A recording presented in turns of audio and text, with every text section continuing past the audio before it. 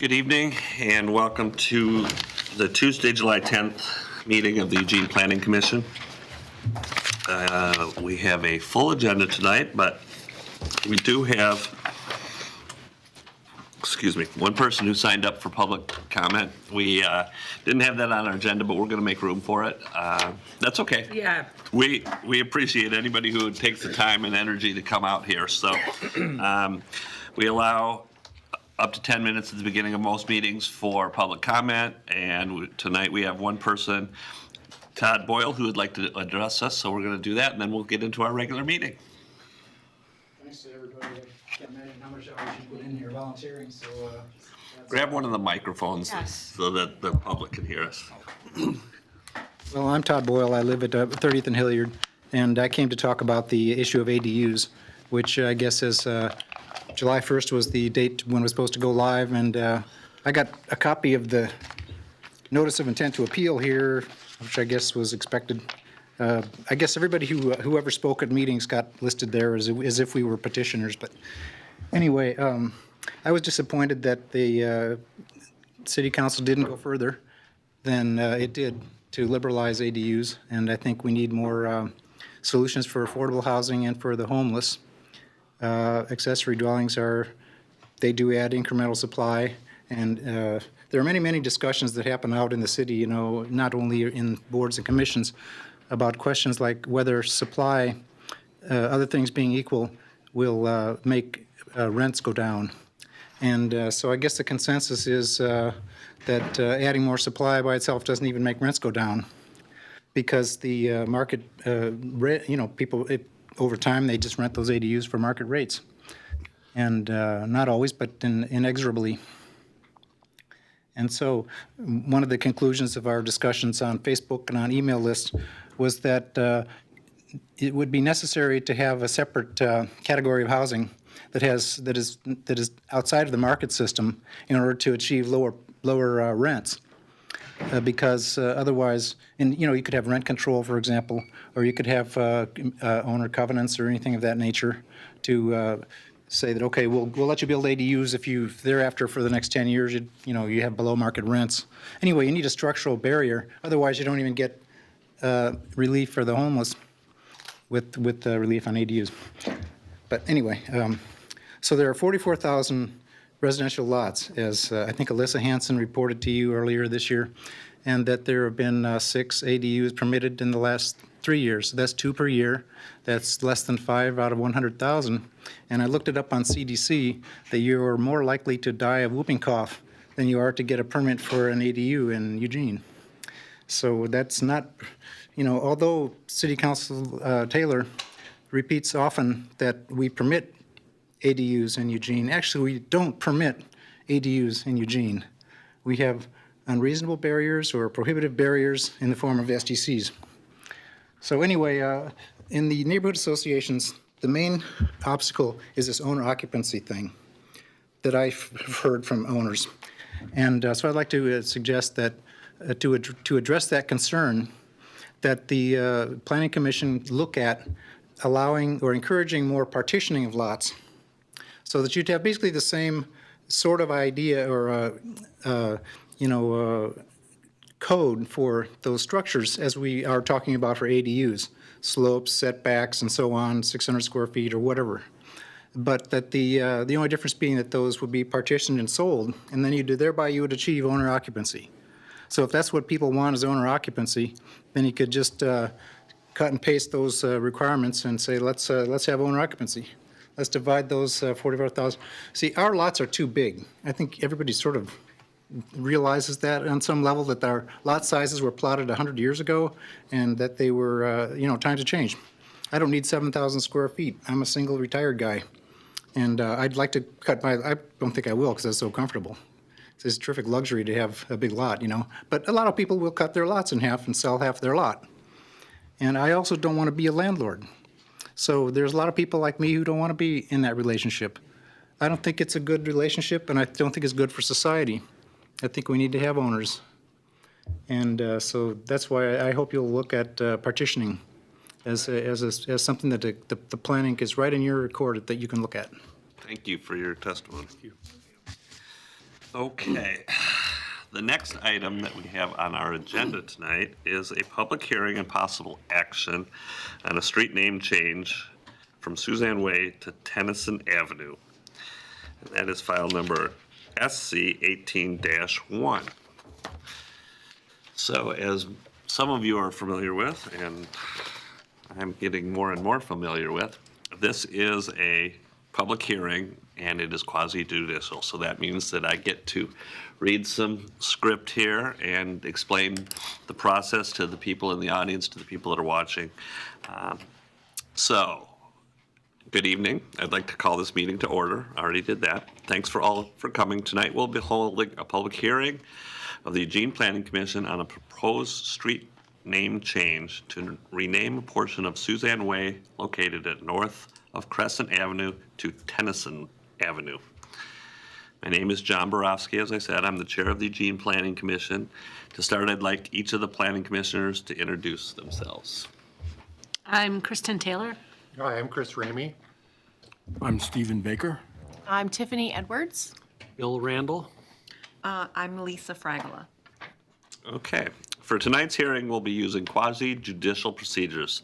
This means we are legally required to have a certain order of speakers that we need to follow, and there are specific rules or criteria that our decisions must be based upon.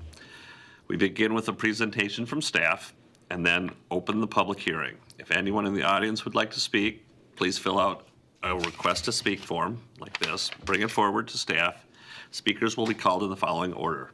First, the applicant and those in support of the proposal. Second, those with a neutral position. And third, those opposed. Just a reminder, the Planning Commission, well, that's not necessarily true. It says here the Planning Commission will not make a final decision on the proposed street, on the proposed street name change. We, however, will be making a recommendation to the City Council, who will hold their own public hearing before making a final decision. I want to remind everyone that your testimony should be directed towards the approval criteria that you believe applies. This is because Eugene Code requires that the Planning Commission's recommendations be based on the approval criteria for street name changes at EC 9.8485. I'm also supposed to remind everyone that failure to raise an issue with sufficient specificity to allow the Planning Commission and parties to respond will preclude future appeals on that issue. In other words, now is your opportunity to raise issues as clearly as you can so that the city and other parties can address them.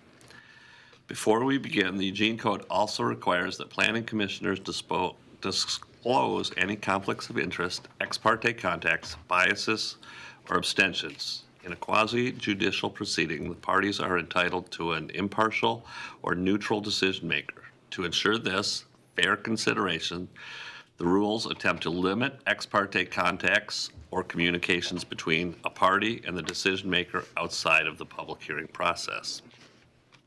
Each planning commissioner must disclose and describe the substance of any communications they've had about the case outside the public process. The planning commissioners must also disclose any potential conflicts of interest, that is, whether the decision they are about to make could or would result in a personal financial gain to themselves, their businesses, or a member of their household. Finally, a planning commissioner cannot participate if he or she is biased, that is, for whatever reason, he or she is incapable of rendering an objective decision in this case. Do any planning commissioners have any conflicts of interest or ex parte contacts to disclose? Okay. Does anyone in the audience or a member of the commission wish to challenge the impartiality of any planning commissioner for either public hearing tonight? Okay. Staff presentation.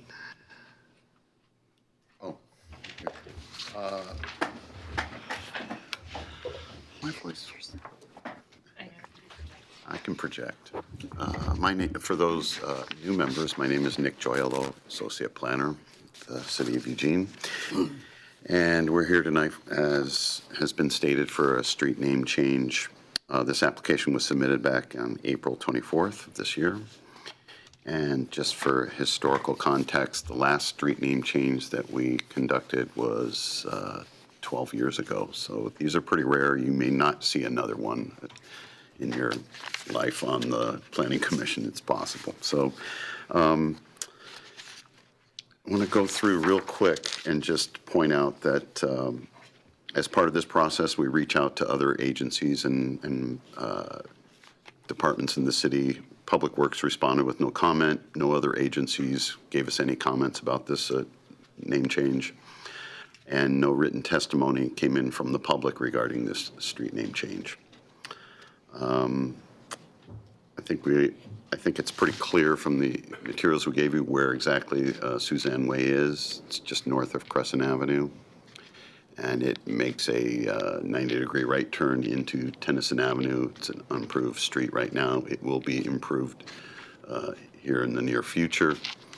The sole criteria for approving a street name change is that it in the best interest of the city, which is a pretty broad topic. And the applicant gave a number of reasons, eliminating confusion, with the changing name as the street turns into the other one, improved emergency response, better visibility for motorists, bicyclists, pedestrians who are traveling on Crescent to be able to find Tennyson Avenue, and that there's no existing addresses since nothing is developed on that portion of the street, so nobody will be impacted from changing the name because there's nobody there right now. So I think for those reasons, staff was able to support the name change, and that's the basis of our recommendation. Okay. At this point, I would like to open the public hearing of the Eugene Planning Commission. If anyone in the audience would like to speak, you filled out a request to speak form and gotten it to staff. And it looks like we have one person. So the first we're going to go is applicant and those in favor. And it looks like Teresa Bischow is speaking in favor. Good evening. Thank you for taking the time to hold a public hearing on this item.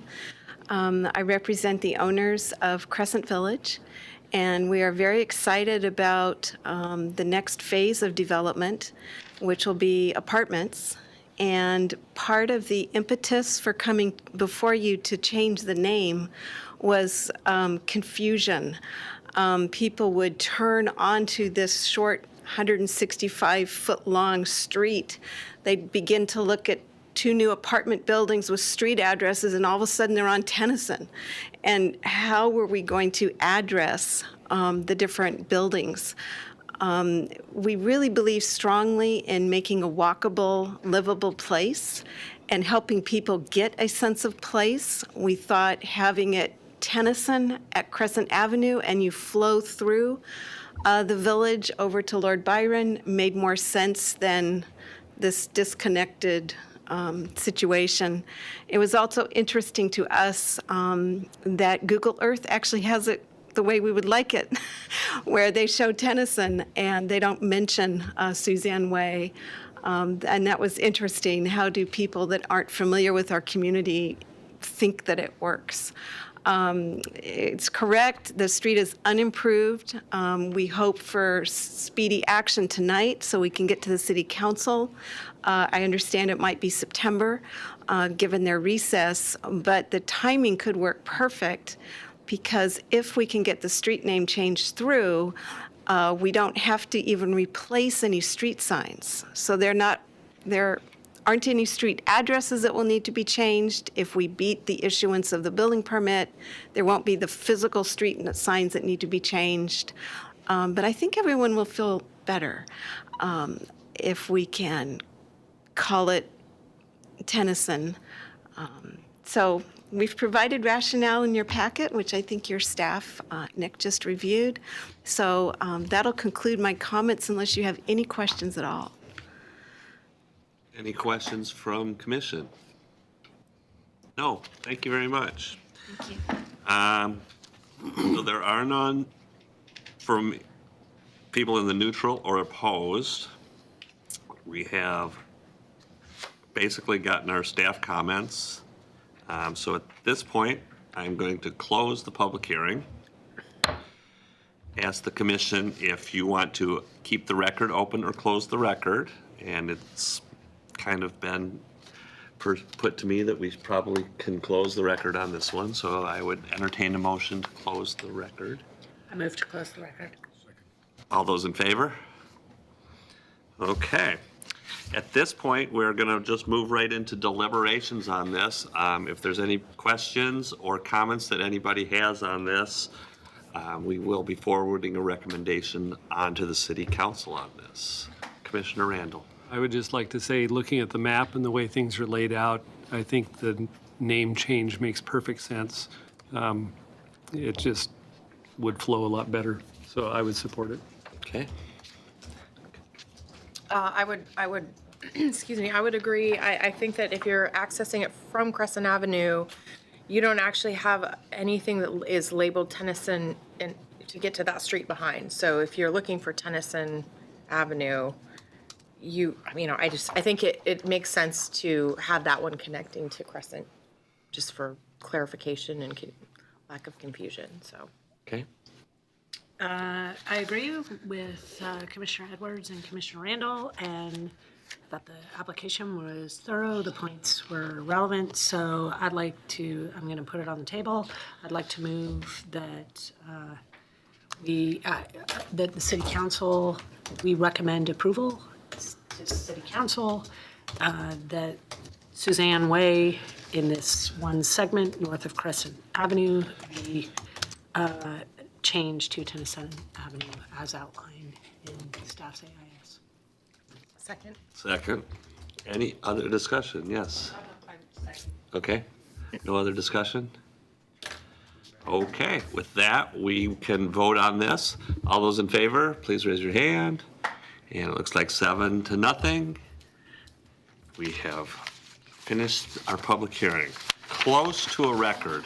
I think what was the one that was it was Edison. No, was No, it? you had people at Edison. I think it was the code maintenance, maybe. Oh, maybe. But pretty close to the fastest public hearing that I've been involved with. So here. Okay. Our next item on the agenda is a work session, and it's a planning overview being led by the planning director, Robin Hospital. Hey, everybody.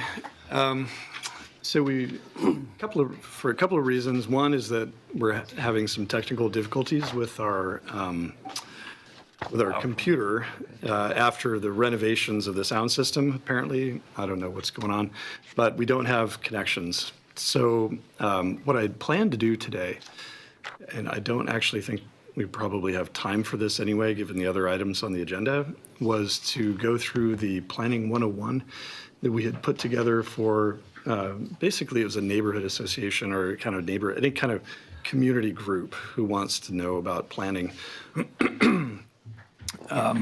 It could, we'd show up and do the presentation. We've done it a few times. We worked with the Neighborhood Leaders Council to develop that initially with their land use subcommittee. So I'd still like to do that at some point. And I think it'd be really interesting for you guys just to see that. But I think we'll skip that for today. And instead, maybe we can move on to the next item and talk about the work plan and cover that and see if there are any questions around that. And then that leaves us plenty of time to discuss the ETAC member appointment and also the item on the neighborhood planning guidelines. If that sounds good to you guys.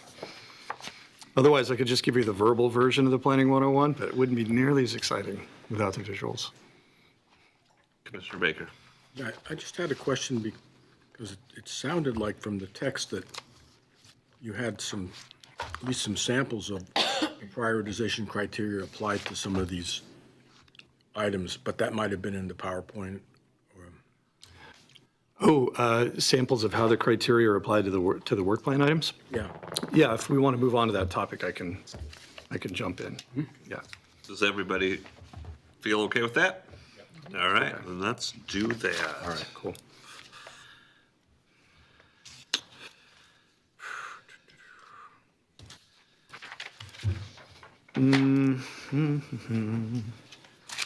So, everybody get a chance to take a peek at the work plan, the new folks especially? Yes. Good. So, the work plan, you'll notice it's called the the draft, so it's probably kind of always in draft mode. 2017 through 2019 work plan. And so we're in 2018, so we're kind of halfway through the 2-year cycle of planning. And typically what we try to do is come back every year around August or so and talk about kind of the state of the work plan. And for quite a number of years, the work plan has been mainly, there's 2 components to it. There's the stuff that we have to do, like the legally required stuff, and that involves a lot of land use application review. That involves a lot of, it's historic preservation or historic review board, administration support, a lot of communication with the public, responding to city council requests and various things, administering this body. So we have to do those things. Regional coordination, there's a whole list of things there, and that's kind of under ongoing planning programs and projects. So that's pretty much a given. Some of those things tend to, come and go during the year. Some years can be extremely busy. For example, this year, we set aside a little bit of time to respond to requests, I'm going to say spontaneous requests from the city council.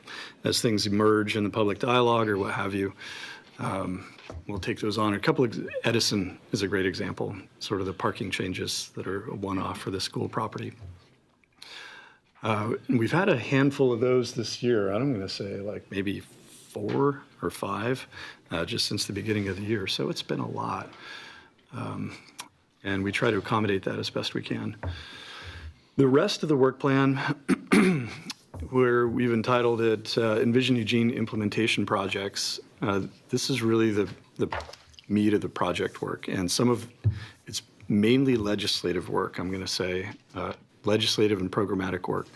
And some of it has to do with modifications to the code. For example, the clear and objective code update. And some of it has to do with some of our longer range documents, like phase 2 of our comp plan discussion.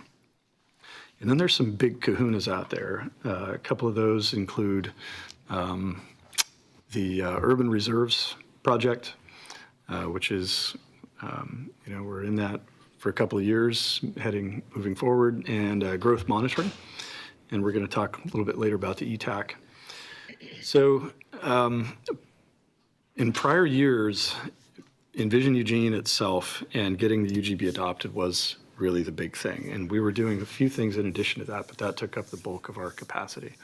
Now that the urban growth boundary has been adopted, we're turning our attention to what we would call implementation. So it's kind of like a lot of projects came together into Envision Eugene and into the comprehensive plan work in the UGB. And now that that's adopted, it's sort of branching out again. And so there's a lot of different things happening at the same time. And as hopefully you've all seen, the descriptions of all of these efforts are online for anyone to go check them out and take a look. In case you need to refresh yourself, it's all there for you too. So this is the work plan, and as you can see, it goes well into 2019. Some of those projects may wrap up at the end of this year, depending. And at this point, we don't have any major updates to the work plan. However, I would like to point out that there are a few things in the works, and they have to do with some discussions that have been happening at council really since the beginning of the year. One of the big ones is housing. And there are basically, we can get into more detail about that if you want, but there are several different work sessions that council held around housing. And there's been direction to staff in general, not necessarily planning staff, but city staff, to make progress on the affordability, availability, and diversity of our housing supply. So even though it's not a planning lead, that's going to be definitely an impact on the work plan, depending on how that shakes out. And it's still being scoped and still moving forward. So if there are changes that are needed, for example, if that's a higher priority than something else that we're planning on doing, we will come back and we will let you know, and we'll talk about how that fits in and hear from you about what you think. Another one that I wanted to point out was the C2 zoning questions. So I believe it was Councilor Taylor polled for this question a couple of months ago, and it had to do with, what is the C2 zone? There were a whole list of questions about that. And ultimately, I think what the conversation boiled down to is what happens when you have a commercial zone like C2 next to an R1 low-density residential zone, and you have that really abrupt transition. And there are some features of our code, quite a few actually, that deal with that transition, but there's certainly a sentiment out there that is shared by the Planning Commission in the past, that there needs to be more done around those transitions. We need to look at that more carefully. And in fact, one of the items on the work plan that was kind of down at the bottom because it hadn't risen to the top for council yet is, let's see. Last one. Yeah, code improvement, thank you, citywide zone transitions. So this fits right into that. And I don't know exactly how that's going to fit into the work plan either, but council has asked us to come back at some point before the end of 2018 and talk to them more about what that might look like. I just want to clarify. So my comment had to do with specifically the question around clear and objective standards. So, yeah, I just want to. Okay. So it's not what's in C2 or the compatibility between zones. It's how do you deal with one property when you have a land use application and you have clear and residential on part, clear and objective, but then you've got commercial on the upper part. It's like splitting your application into clear and objective and discretionary. So anyways. Yeah, there's definitely some. So that was my question.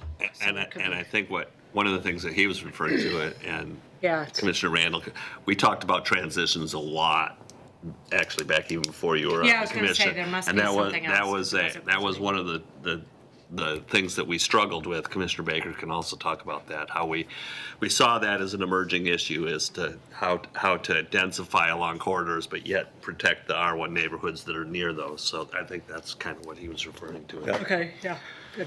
So it feels to me like that one's kind of being called more to the forefront by council, something that we need to work on, pay attention to.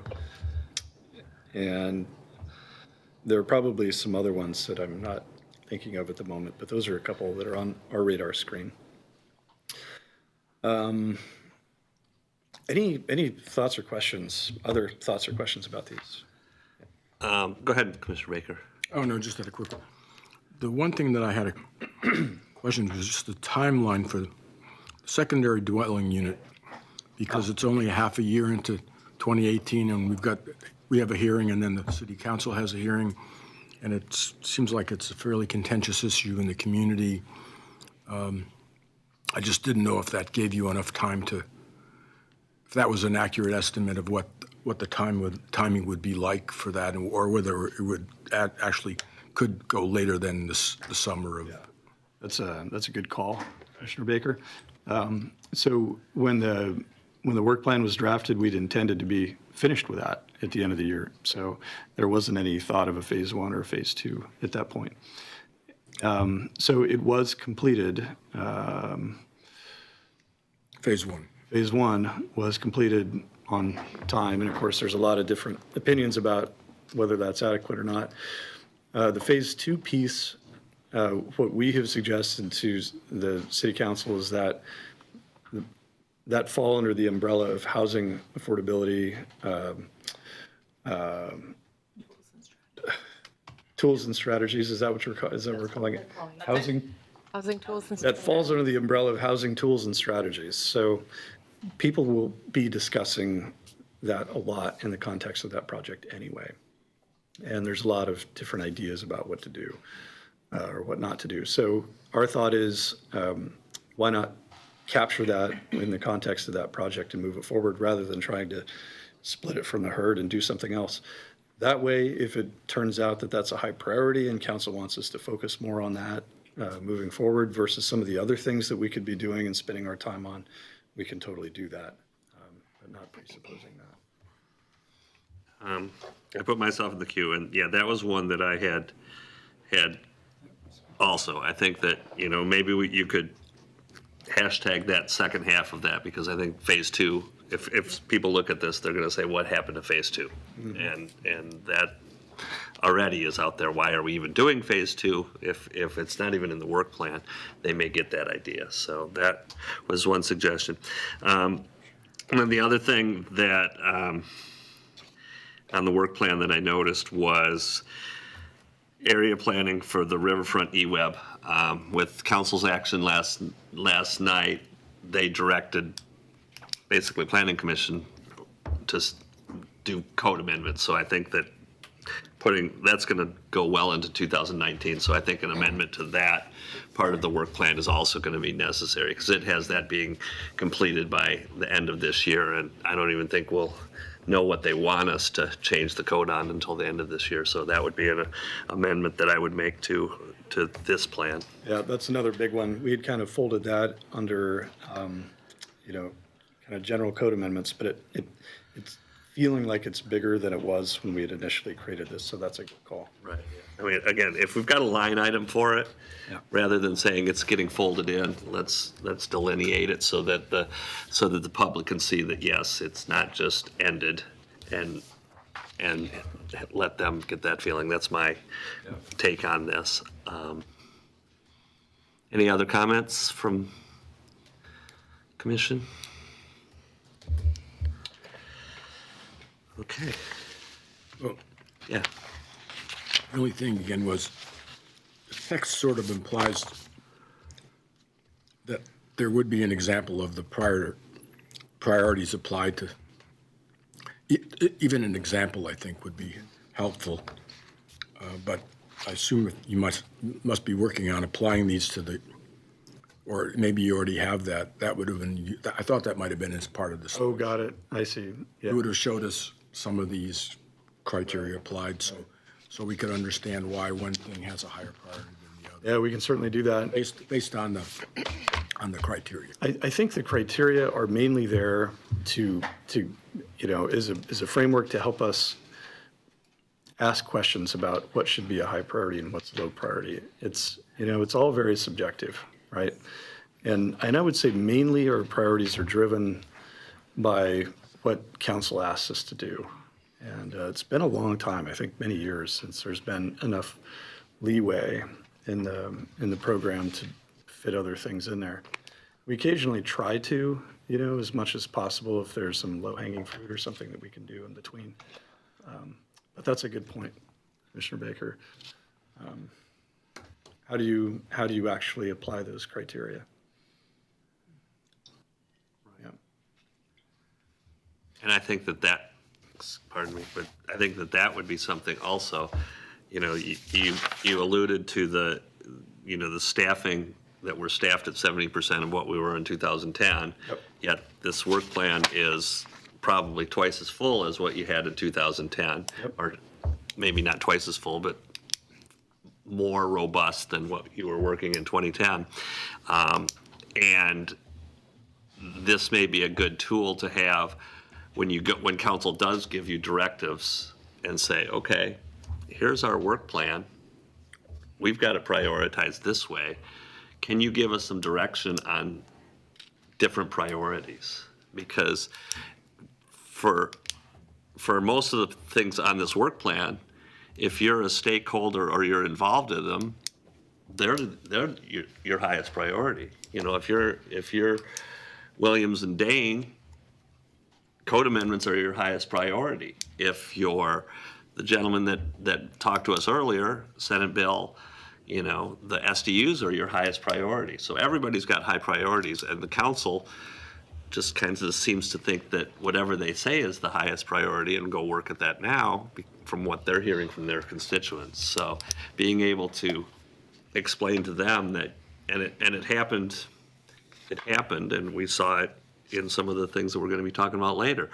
They prioritized two different neighborhoods over the South Willamette area when that area was, when we went through the controversy, and then they said, okay, well, we're going to do that. And then council said, no, do Bethel and do River Road before you do South Willamette again. So, they need, in my opinion, they need to know that anytime that they bump something, somebody else's high priority needs are going to get bumped down. So. Yeah, it's a really good point. And I think that's part of what, this is such a big slice at it, that it's hard to see, okay, what are we actually doing today? How full is our plate today? And what does it look ahead? Because this is over 3 years, I think, and one of those years has already happened. Yeah. We're in the middle of 2018, right? So it's hard to, as a snapshot, to really understand the workload and what the implication then is when a new item comes on the plate. It's like, well, which of these are going to go off then? So if there was a way to maybe talk more clearly about, well, these are things we're working on right now. Yeah. It didn't appear to me that any of them fell into the medium or low priority category. I don't see that happening. It's like they're all high priority, pretty much. Bingo. But every time you can say that to leadership is an opportunity for them to understand the implication of what they're asking. Yeah. Commissioner Edwards. Thank you. My question was just around any of the priorities that are deemed, high priorities that have like mandated timelines, whether it's the compliance with the state law or anything else like that, if the state gives us timelines to complete certain work. And I'm just curious, because I don't see anything reflected in here with regards to that, but I would be curious to know which of these, if any, have those type of expiration dates or timelines that have been set forth by whether it be the legislature or another body that would have that authority. Yeah, and you're talking about, it sounds like you're saying it would be helpful to have those timelines reflected on here, like. Yeah, or say, just to know. This is a hard and fast 2-year deadline, for example, with the urban reserves. Right. Or it's a 1-year deadline for an objective, Standards et or cetera. July 1st. Exactly. Yeah. 1050, yeah. Or 6 months for the housing. Or 6 months for housing tools and strategies. Yes. Yes. Okay, good thought. Other comments on the work plan? And if I may just add that typically we go through and have a longer work session around this where we have staff kind of walk through and give you a little bit of detail on each one of these items. Right now, I know a lot of the sitting commissioners, we've been through updates on multiple projects and kind of in series as we've gone through work plans and public engagement plans for these. And we will be coming back on all of these projects. And I think what we'll do is we'll just try to update the new commissioners on any of the, any background and just try to fill you in on those as we go. And we're always available to ask, answer any questions that you have about that. Because there's a lot, and it's a lot to try to keep in your mind at once too. So it's probably better to get it in pieces. Commissioner Baker. Just one other thought, and I just don't know if it's appropriate, because this is a 27 to 2019 plan, but given that where we are now, whether it would be useful to have another box for the year after to show the ones that are tentatively continuing or, into that space, and just say that these are draft, these are, it's really not work plan, but we just presume that, or make, some, they're not we just expect that there will be some of this that will continue in the future, and it's all draft. That column is draft, but these are more. Yeah, that's a good thought. I've heard a couple of comments that suggest to me that, and we actually have been doing this in the past, is to update it every year. So we may actually want to take this and do a 2018 through 2020 work plan and just kind of keep projecting out 2 years like that. as we have been in the past. So it may be that if we get a year into it, it's somewhat obsolete, yeah. I just wanted to add something to what Commissioner Edwards said. I know that staff has their notes on each of the work plans. I mean, you understand who initiated it. For instance, the city council initiated. These were the kind of expectations around that. I think a level of transparency that's actually broadcasted, if you've got this, you've got this work plan online, a level of transparency of some of that information is helpful, because I think then it provides context. Because at least even in the neighborhood kind of refinement plan segment, it seems like there's some lack of knowledge just in terms of process or how a decision is made. So the more that can be repeated in various documents to provide an appropriate level of transparency for that document. And this timeline's great. City council initiated on this date. State initiated on this date, deadline on this date. You don't have any flexibility. So I get the sense that sometimes the public's thinking that the planning commission, it could be planning commission too. Planning staff is somehow self-initiating as a department, a lot of these. And you really, at least my experience is, you're responsive. Like you said, you don't even have the ability to go to low priority that's discretionary.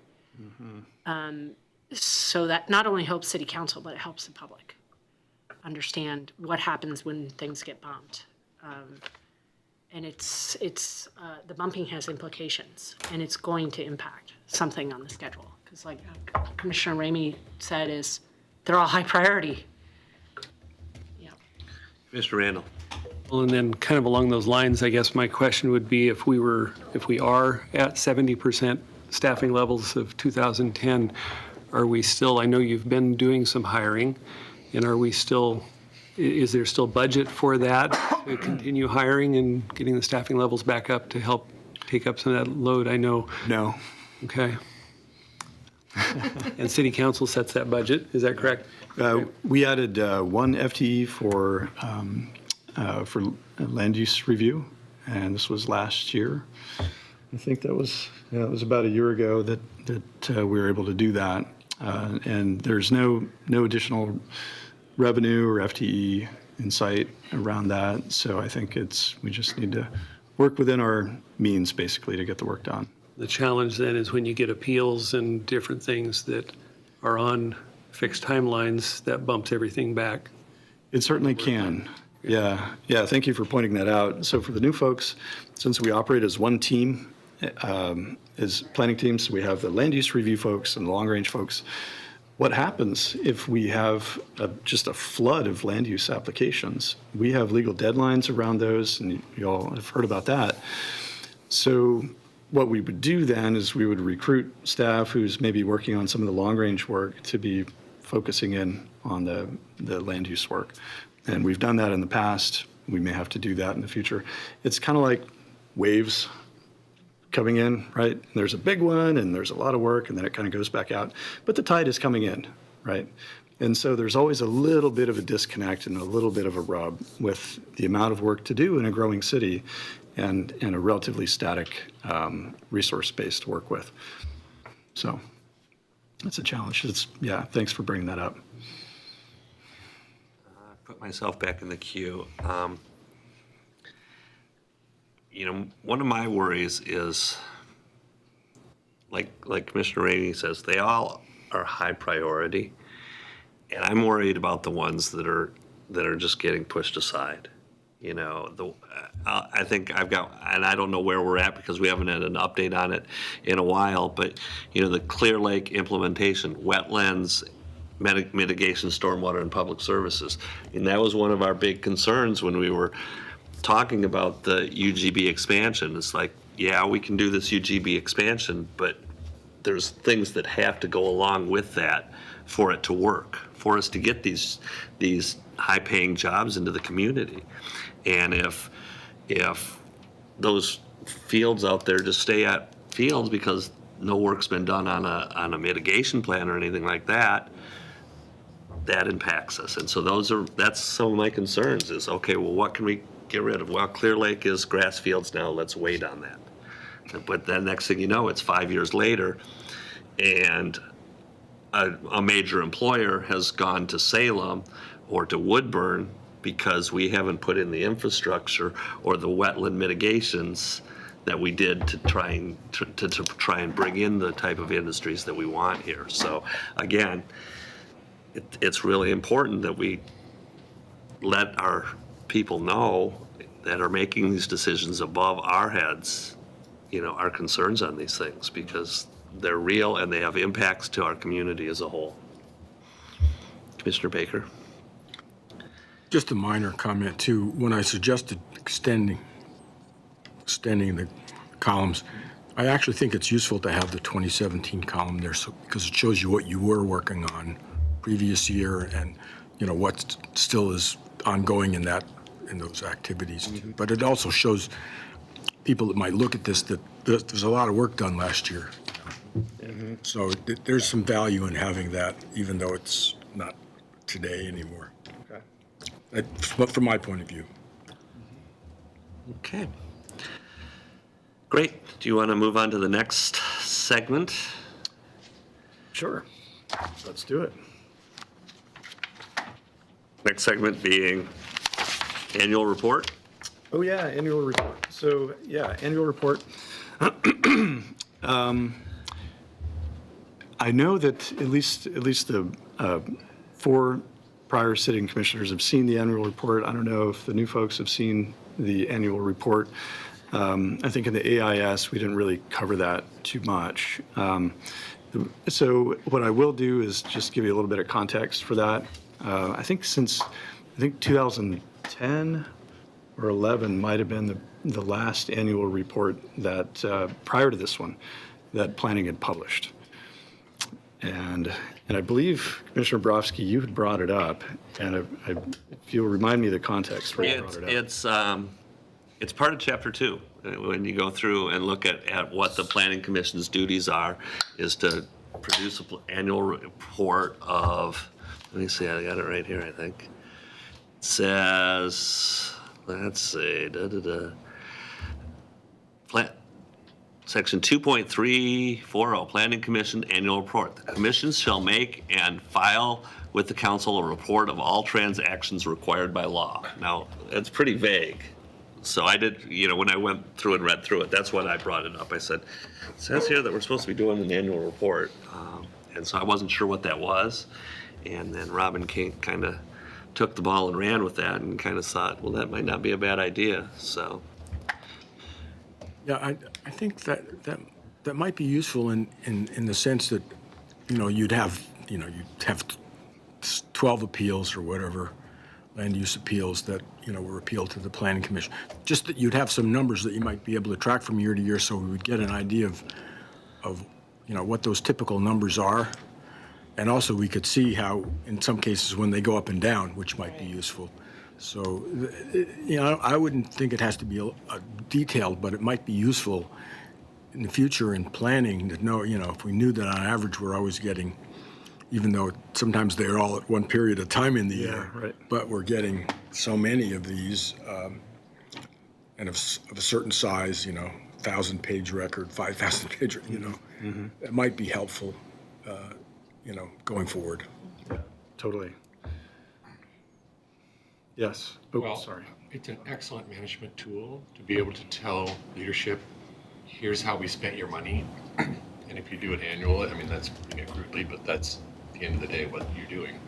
What activities did you cover, and then what are the obstacles that you see ahead of you, and what have you put in place to deal with those obstacles? And it could be you're overwhelmed with work, and so we reprioritized our list, or whatever that message is. And transparency is really the point there, is that everybody then can see. It doesn't have to be very long, but it can really put a fine point on, well, here's a snapshot every year that says, this is what we did last year, this is what we're looking forward to doing next year, here's some obstacles that we're going to get over that we need your help getting.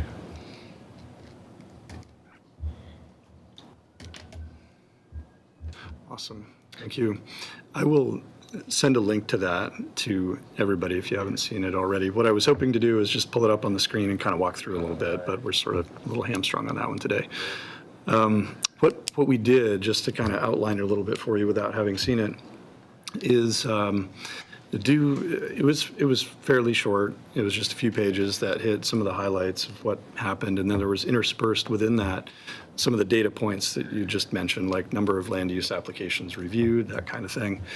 And the intent was to create a fairly compact, user-friendly, kind of more public-facing kind of an annual report. And part of the feedback that we would really be interested in hearing from you is, is that working, or would you rather have it be maybe shorter and more data-driven? Would you rather have it be more forward-looking rather than backward-looking? There's a lot of things we can do.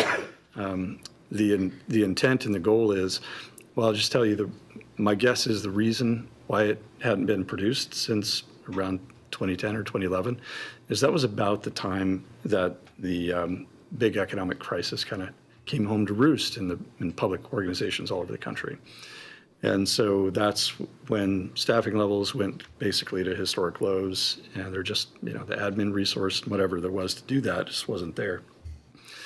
So bringing that back in, we have to just be aware that, it's got to be something that we can fit within this schedule. So we totally agree with keeping it streamlined and keeping it straightforward. But maybe what I'll do is just send that around to folks, and I'd be real interested to hear if it's hitting the mark. Yeah. Any comments otherwise from those who've seen it already? Yeah. I haven't seen it, but I would just want to echo, based on your work plan and based on being on the commission the past 4 years, is I would keep it simple. And make it easy on yourselves. I like the transparent. I actually think Commissioner Ramey has it exactly right. Is even just quantitative is great. It could be half a page even to some degree. And what it is it's just an accounting purpose to demonstrate to leadership. And then in terms of forward thinking, that's something that can be done, as a meeting. But it's just a documentation with that annual report. So anyways, I just want to reiterate, keep it simple. Yeah, and I have seen it. I've actually got it up here, but and it's a nice document. It's kind of a review of planning, and I think in this first year that would be a good thing to give to council. Because it's supposed you're supposed to present it to council. So this is more of a okay. See what planning does, and it was produced well, and then going forward, more of an internal document that we can use and you can use, and then satisfy the requirements that are in the code going forward, and then maybe every 4 or 5 years you do the more comprehensive one like you did for this one. Well, I would still actually even take a short form and bring it to City Council. I think quantitative data with a verbal overview is going to be potentially just as influential to hit on what Commissioner Ramey is talking about, which is really that demonstration of, look what we've done, being accountable, being transparent. They get a collective understanding of what happened over the year. Awesome, thank you. Other comments, Commissioner Randall? And I think what I liked about it was you hit the highlights as far as the facts and figures and numbers, kind of with those bullet point graphics, and then the stuff that needed a little more explanation, it's just a paragraph or two. It's just kind of hitting the highlights on that, but it goes into just a little more detail, like on the growth boundary and neighborhood plans and those sorts of things. And so I think that's good because you can kind of hit those highlights for the facts and figures if that's what you're interested in. You can dive into the other topics a little bit deeper, and then you've got links throughout, which I think is also real good if people want to dive into the weeds. Yeah. And that was definitely the intent, to have it be a living document that's mostly accessed online. So, and it's kind of like layers of information, like an onion. You can drill down as deep as you want to go, but you don't have to. Yeah. Cool, thank you. All right. Excellent. Yeah, I think you guys should read chapter 2. There's some interesting There's some interesting things in there. There's one here, I'll just bring it up. Because, well, actually, there's two that I'll read that I think are that when I read them, I was liked. So one of them, and this kind of goes to what we've done with the past couple of appeals, it says, Planning Commission's recommendations to private person or public authorities. It says the commission may make recommendations to a person or public authority with reference to the location of buildings, structures, or works to be erected, constructed, or altered by or for the person of public authority, provided, however, that the recommendation shall not have the force of or effect of law or ordinance, except for when prescribed. So, we kind of got into that a little bit in some of our things. So we can make recommendations. They don't have force of law, but it's written into the code that that's one of our duties or our abilities.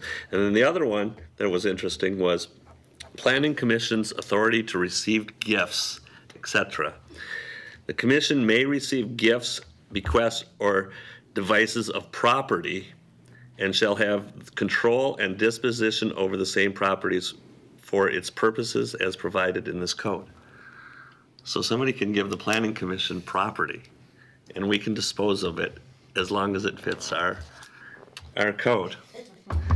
Oh, it sounds, I think we're going to have to look into that one. wow. And then, sorry, I'm a wonk. Right. Anyways, all right, we can move on to. Wow. Thanks, everybody. Appreciate the feedback. Thanks, Robin. Yeah. All right, our next item is to talk about the Eugene Technical Advisory Committee and the Planning Commission's role therein. Right, thank you very much. I'm Rebecca Gershow. I think I've met all of you, senior planner working on urban reserves. And I will be very brief and then turn it over to you because I was just here on June 25th when you approved the Urban Reserves Public Involvement Plan. And that evening, you directed us to return in early July for your recommendation tonight of a planning commissioner to participate on the ETAC, which, as Commissioner Borowski said, is the Envision Eugene Technical Advisory Committee. So it's one of the 3 committees that will advise staff on urban reserves planning, as we described in our public involvement plan and in our project charter, which you reviewed also. The ETAC was also established through policy in our recently adopted comprehensive plan to provide technical advice to staff on growth management issues more broadly.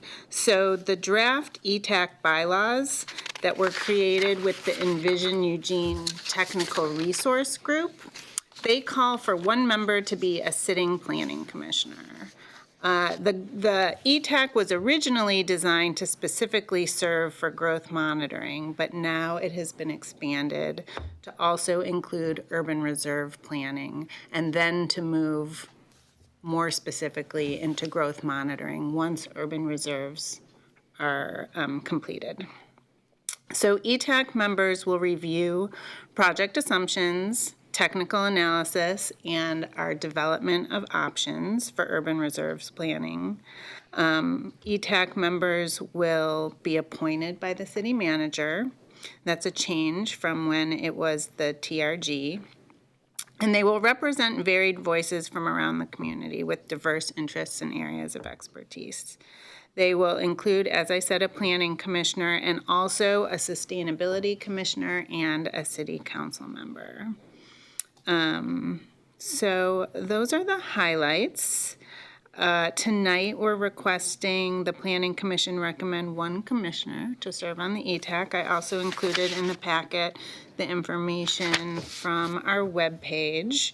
We have gotten about 16 applications. 16 or 16 or 17, Audrey Stewart, our planning analyst, is leading our recruitment process. So we're excited. It closes on Sunday. So if you know of anyone else beyond this room who you think might be interested, there's still time. And that's it. I'll turn it over to you. Okay, Commissioner Edwards. Have you guys identified how many people will be sitting on this, or is it just? The bylaws, which are still draft, so we'll be finalizing once the ETAC is formed, say 10 to 15 members. Yeah. So just for a little bit of also historical, so this kind of came out of the TRG, which was the Technical Resource Group for Envision Eugene, which was I sat on that after Commissioner Duncan left the commission. I sat in and filled the commission's term on that. And that was really a data-driven type of committee. They looked at the data, they verified the data, and they made recommendations basically on the data. It wasn't subjective driven. It was mostly number driven. And take the numbers, look at them, figure it out, and go from there. It seems to me that that will kind of be the same part of this committee in regards to the monitoring part. You know, it's really going to be how many building permits have we had, where were they built, are they being built where we thought they were going to be built? Is the density, going through, and Heather's going to have tools and stuff like that. Tell me if you see it any differently. It seems to me that on the growth monitoring part, that will be the main emphasis of it, but there may also be a little bit of other subjective type of For urban reserve. I believe that the ETAC will be looking at our preliminary work along the way in a technical capacity. That is not to say that people aren't bringing their own interests and backgrounds to the table, but we will ask people to review things objectively. Right. And to make sure the analysis and the process looks right to them, and you will be the first line of review before we take that information as we work on it incrementally to the public. Right. So the difference that I see, one of the key differences with the TRG is this group will be involved, but not quite as involved as that group. That group, my understanding is sometimes met weekly, was sometimes involved in creating the information. This will be much more a review capacity, but still a technical committee. Yeah. Yeah.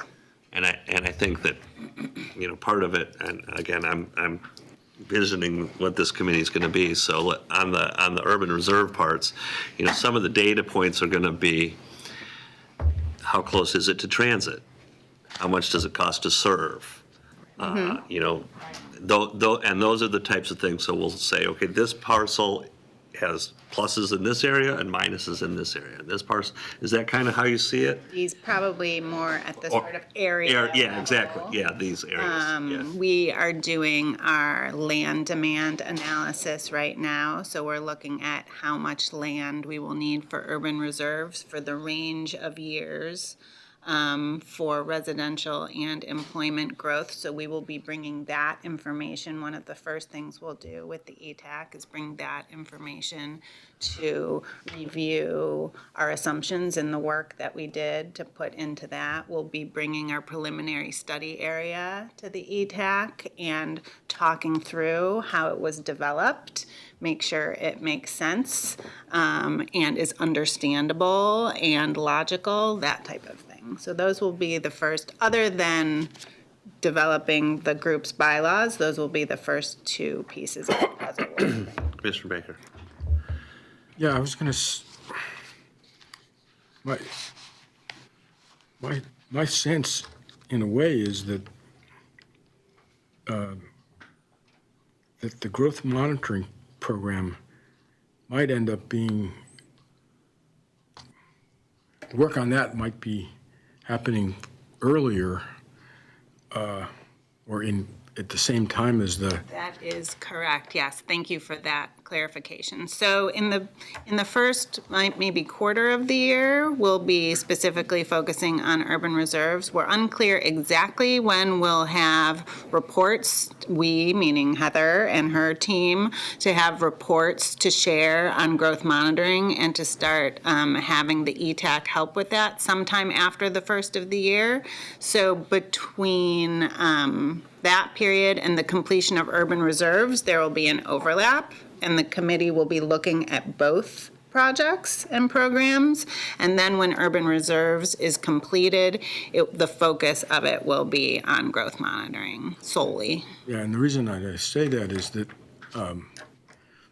we really don't, we had some targets several years ago. For growth monitoring. Well, for what was supposed to happen in Eugene, 2014, and then, but now it's 4 years later. It seems like it would be very useful for the urban reserves to have some checkpoint information that you could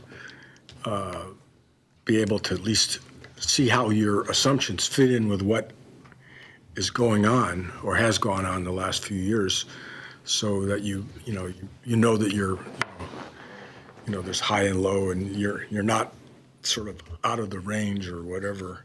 It just seems that would be useful to have, and I assume that the focus on committee is figuring out what information is most useful to present. I mean, Heather, the plan, Heather will have all kinds of data, but what you pull out to put in a report is what's important, not that you have all this data in some database, but it's really what you take out to use for useful planning purposes. Other questions?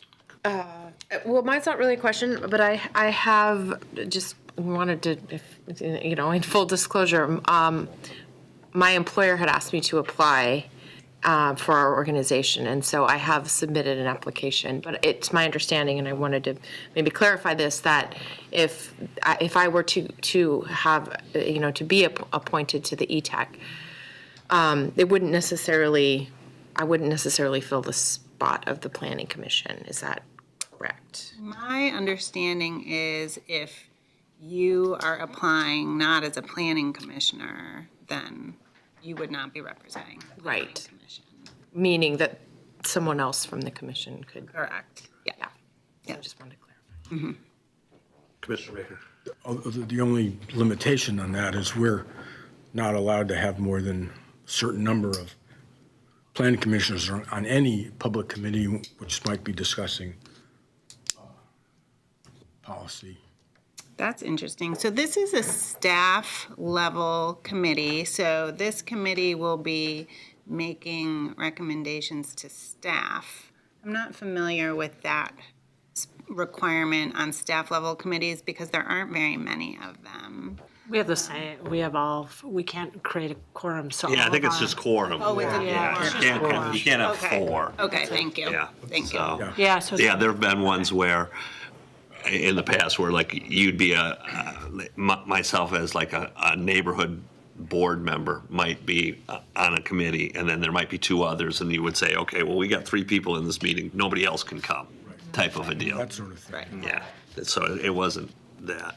So at this point, I guess what I would say is we need to make a recommendation of people who are of a planning commissioner who would be the planning commission's representation.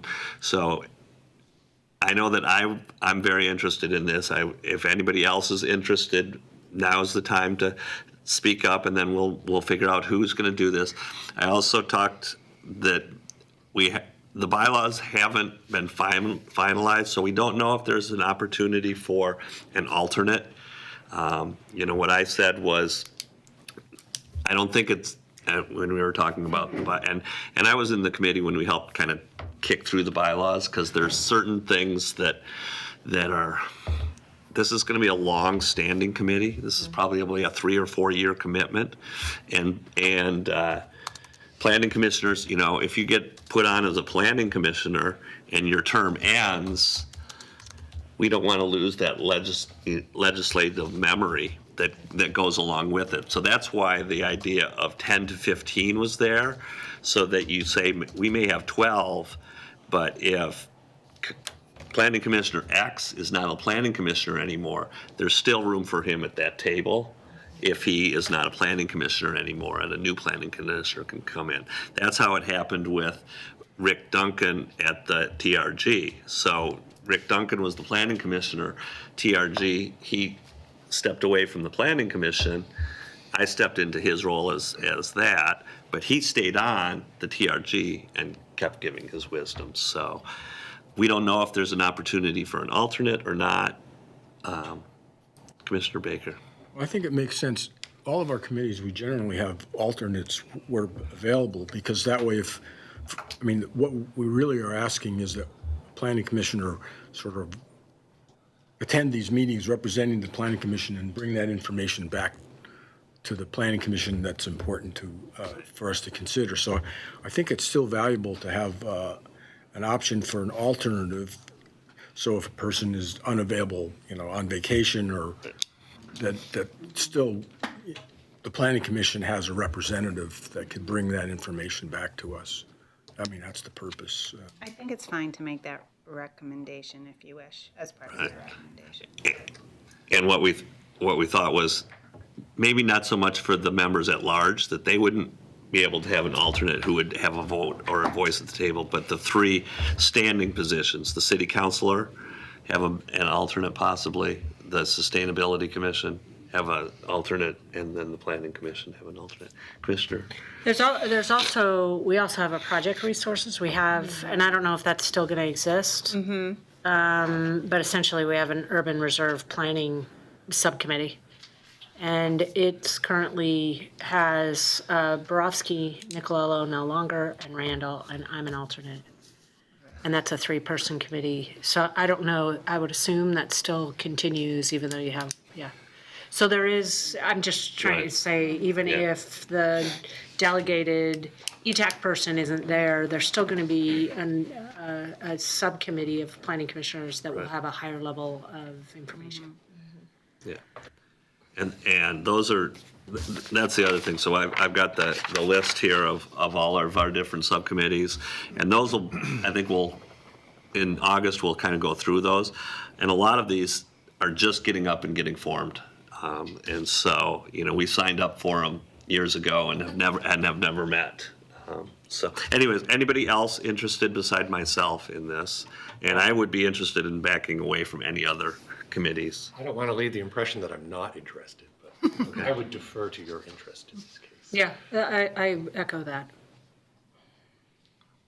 I don't want to roughshod over anybody. Oh, go ahead. Okay, so Do you want us to vote? we need to have a vote on this because it is a.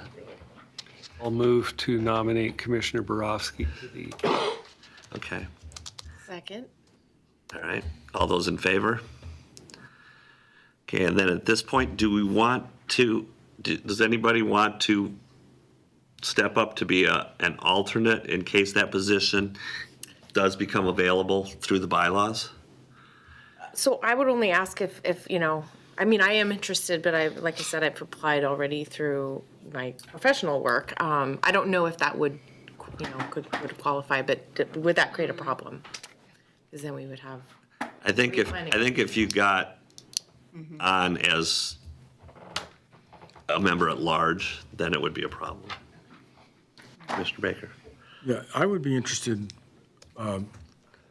focusing more on the growth monitoring, because I think that's where I could be of maybe more use, although maybe reserves as well. But I would be interested in being in that category. Anybody else? Commissioner Taylor? You can have my position here. I'll back off on that one. Yeah, I was going to say, I wouldn't mind. The only thing that I have discussed this with many people is if I knew you were going to somehow leave in a year, I'm not sure I'd be as interested in terms of level of commitment. But as being your I'm not- backup, yeah. and I'm totally willing to do that. And I'm willing to be on this urban Yeah. reserve planning committee. Anyway, so if we really want an alternate, Yeah. I'm willing.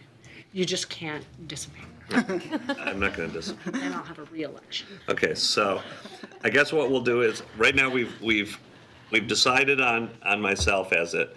We don't know if an alternate is going to be appropriate until the bylaws get written. So maybe we come back with that if that is something that the ETAC decides is appropriate, and then at that point we can appoint an alternate. Yeah. I was going to say, maybe it would make sense to just deal with that when we deal with the other Yeah. appointments in August, because Yeah. that way we would see what kind What of everybody else workloads we does. have, and Yeah. then it would be easier to decide whether you're Exactly. overcommitted or Right. have more time.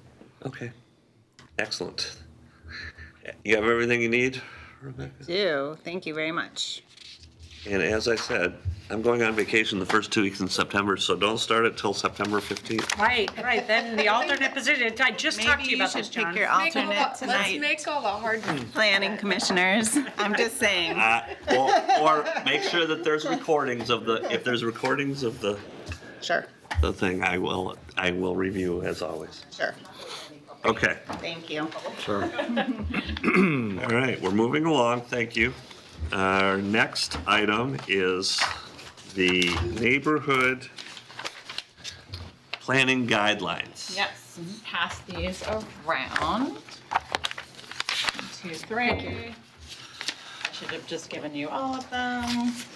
4 more. Must be an edit to what's in there. Abbreviated copy. Yeah. This is the executive summary. This is a one-pager handout. So kind of a communication piece that summarizes what's in the neighborhood planning guidelines. So, hello, everyone. I'm Terry Harding. I'm the principal planner for Long Range Planning. And with me today is Jennifer Vanderhagen and Rena Kane from the Office of Human Rights and Neighborhood Involvement. First, I wanted them to kind of introduce the work that they do, so it'll make more sense why we're collaborating on this project, and then we'll kind of go through what's in the guidelines. Great. So since about the middle of 2016, the Planning Department and Human Rights and Neighborhood Involvement have been working together around 3 core things, really. The first is to align our program goals, and for those of you who aren't familiar with HRNI, I'll tell you a little bit more about us so that hopefully makes more sense. To address community concerns, and to use that as an opportunity to build capacity within neighborhood organizations and with community members at large to engage in our program work overall. So just by way of background, for Human Rights and Neighborhood Involvement, we're really focused on building a healthy, equitable, and safe community by connecting people with resources, creating opportunities for collaboration, and providing support to neighborhood associations, community organizations, the Human Rights Commission, and just community members at large. So our neighborhood work is focused on supporting the 23 neighborhood associations, helping folks who are currently active stay active, working with inactive neighborhoods to help reactivate neighborhood associations that have gone dormant, and doing our best to keep people from going inactive in the process. So part of that work is building capacity with neighborhood organizations to have the skills, tools, and general information they need to be successful in effectively serving their neighborhoods, to support neighborhoods in identifying strategies for community engagement with especially with community members who don't traditionally have access to decision-making or formal processes like participating in a neighborhood association.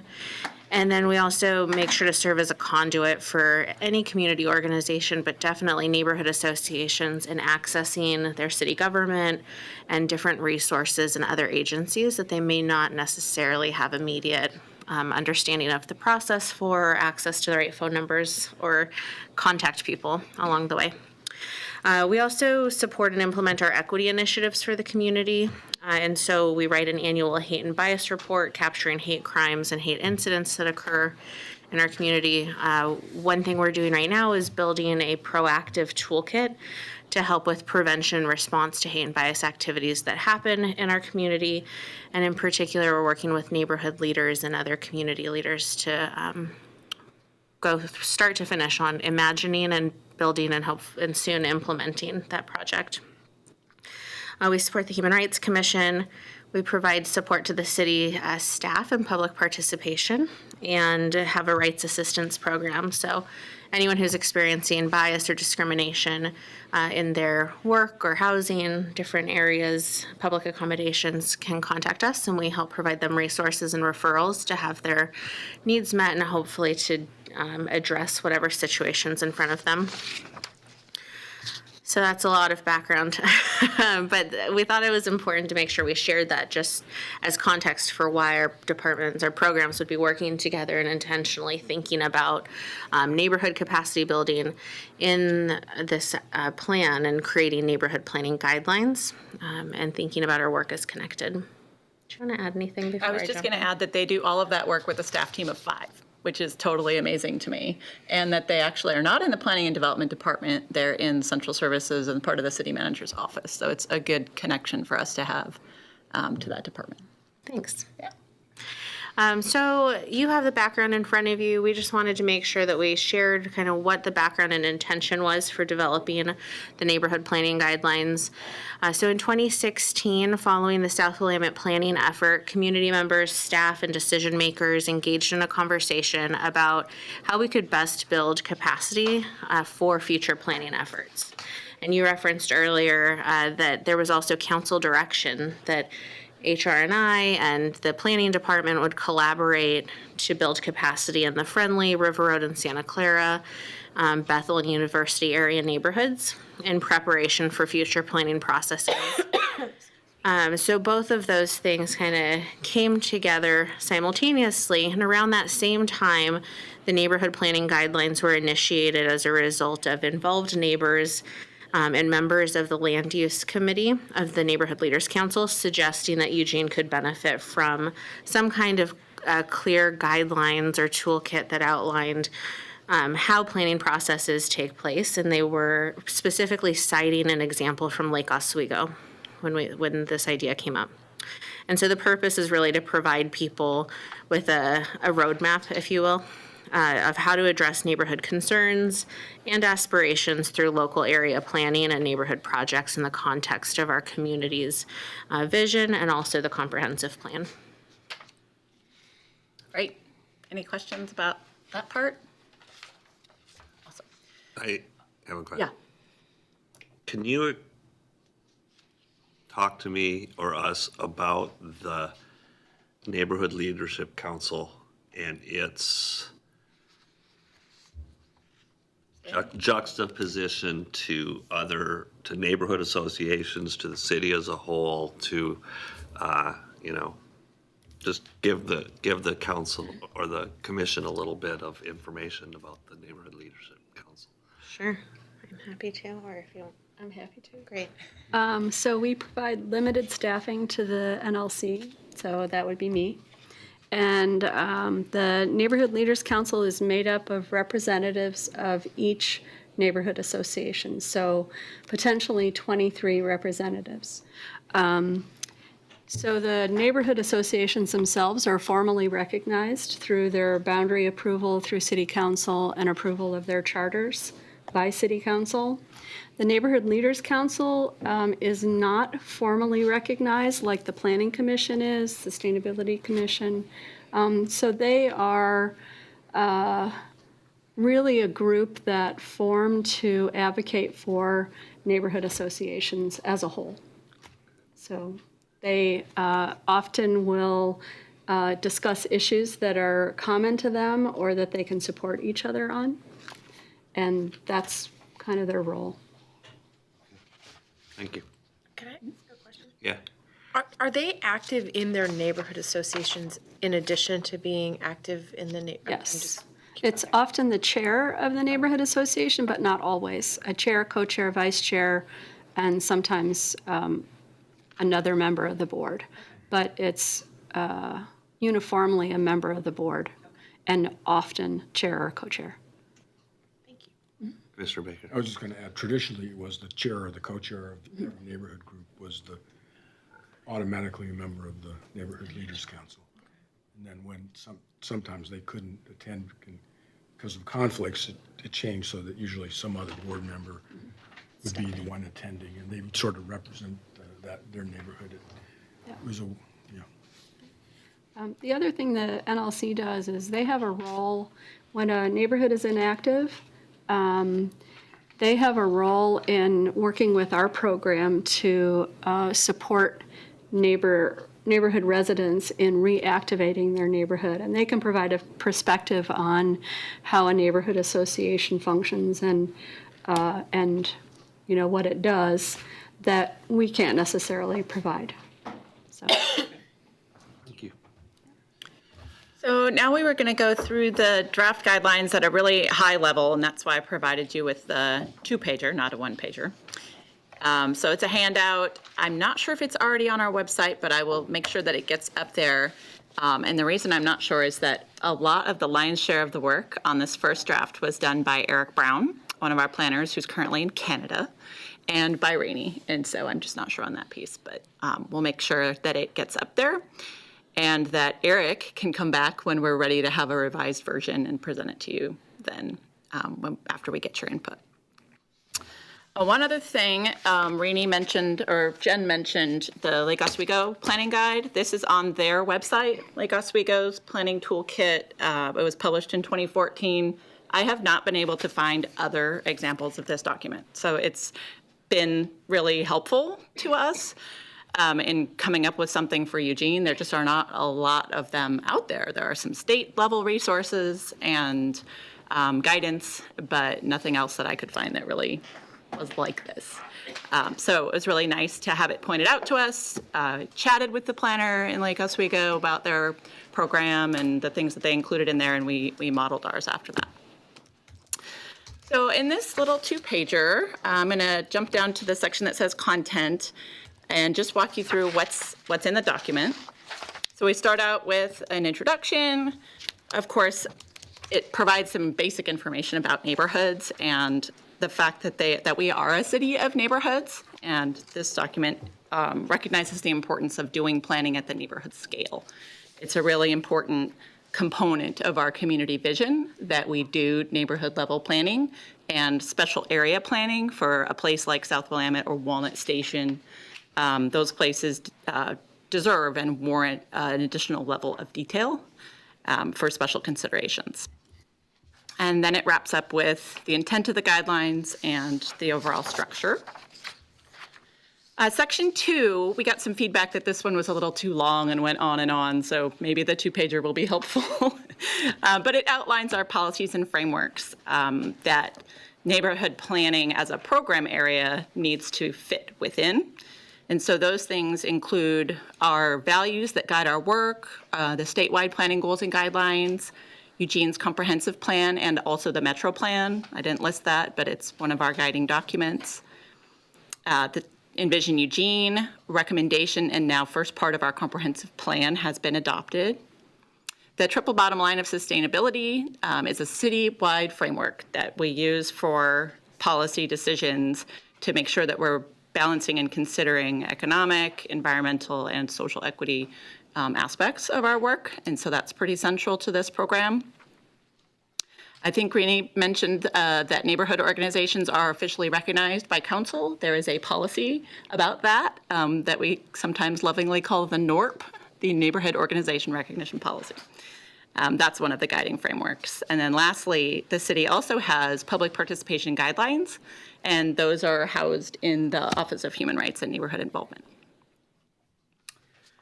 The next section of the document goes through what are the different kinds of plans. And there's a handy matrix, I believe it's in this section, that compares different levels of planning that might be necessary to address different problems. So that's anything from a full-blown neighborhood plan update, like is currently going on in River Road, Santa Clara, down to a very specific neighborhood project that might be funded through a neighborhood matching grant, like the mural at 26th and Olive.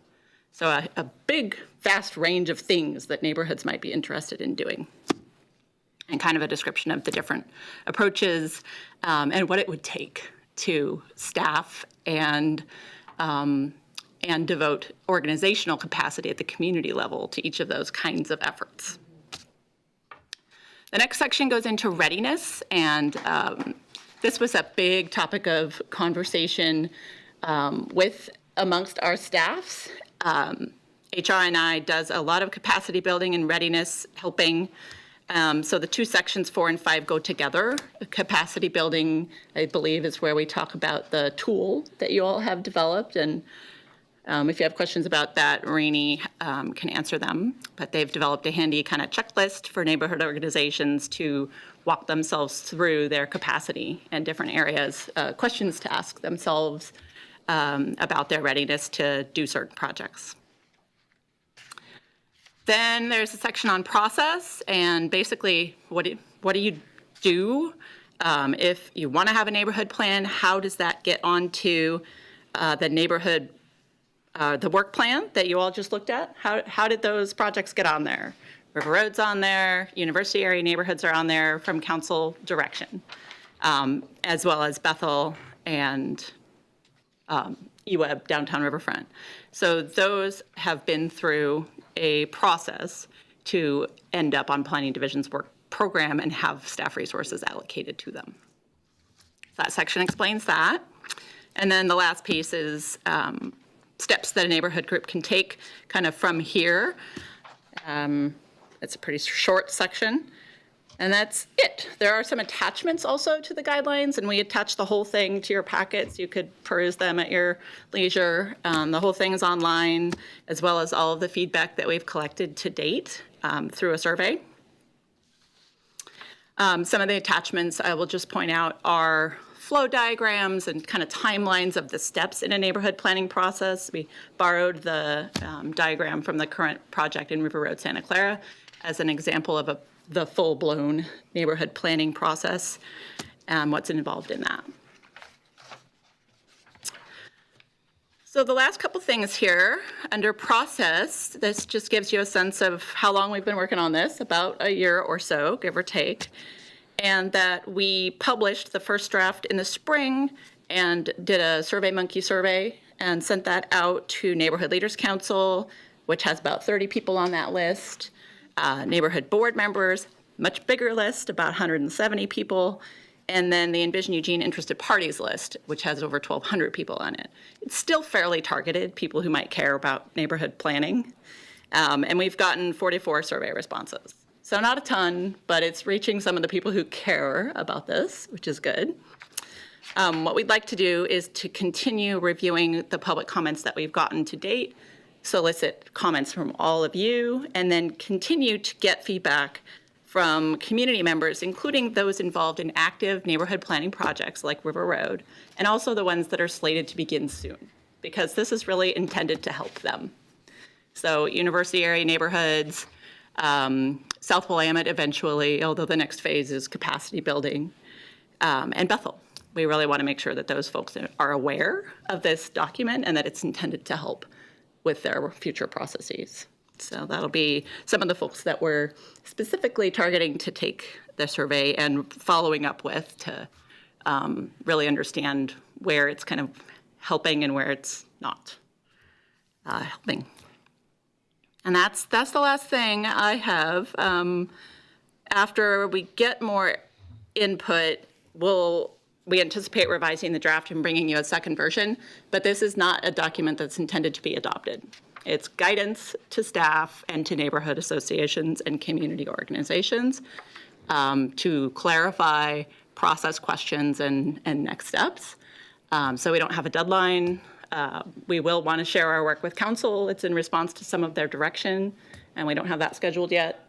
But those are some of the next steps in the process. I think that's it. Questions, comments? Commissioner Frey.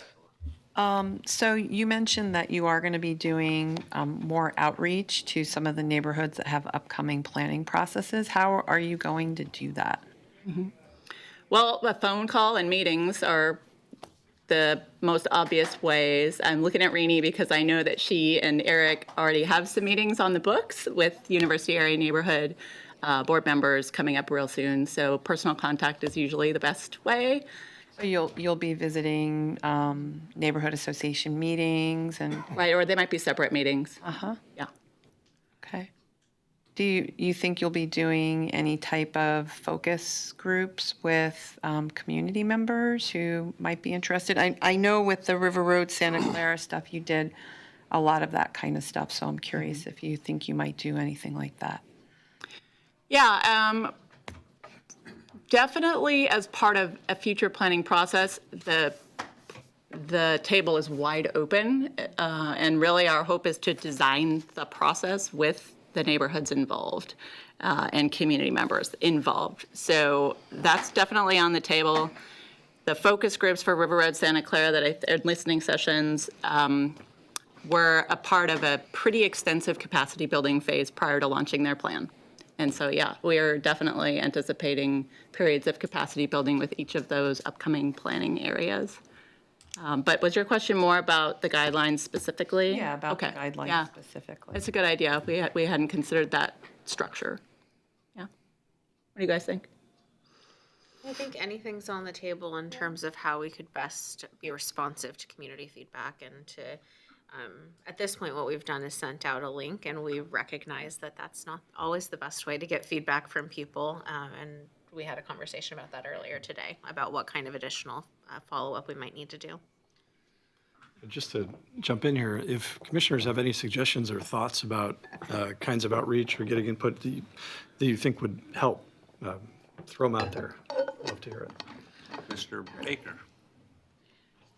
No, I just was curious if they had done any surveys of the Lake Oswego document to get, to put the results you have here in comparison. So in context, so you would see.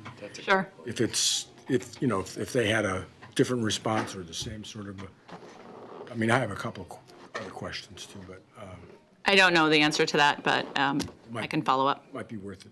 Yeah. And then it just seems like in terms of focusing on the document from the survey, even if it's not totally accurate, there are obviously some chapters that were perceived negatively, like 2 and 3, whereas 4 and 5 were positive and 6 was kind of neutral.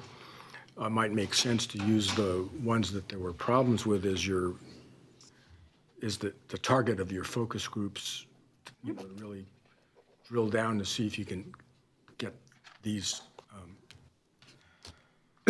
sections to be better appreciated or useful. Yep. Because that's the challenge. We want the, we're used to reading these kind of documents, but the normal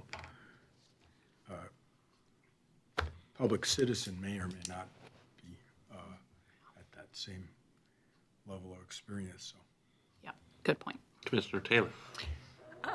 So one thing, I was heavily involved in my neighborhood association for over a decade and on NLC and a chair for many years, is that one thing I observed in the feedback is a couple of things. One, and it was prevalent when I was involved too, and there were a few of us that really were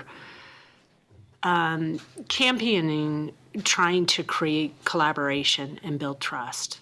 So, I'm really glad the Human Rights Department or Division, Office of Human Rights, thank you, that's it, is involved because your biggest advocates are your neighbors. And the division that I read in some of this feedback, it's actually hateful. When I read it, it's unfortunate. So there's this trust, this trust component that's missing from some neighbors. And if that is what's conveyed to the rest of the neighborhood association, that's not helpful to the process.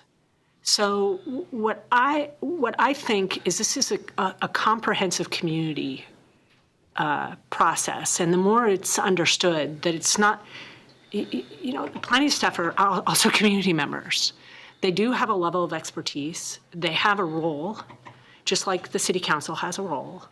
There is comprehensive, even though a neighborhood wants to do certain things, there are state regulations. There are federal regulations. There's equity issues. We all share the same transportation system. We're not separate. Yes, there's uniqueness, but we're also very connected. So what I think that's kind of the elephant on the table. So really, I know it's a bigger project, but I think trying to find those advocates and those leaders at a neighborhood level, and maybe it's also committees and other nonprofit organizations, to champion what it looks like to work collaboratively.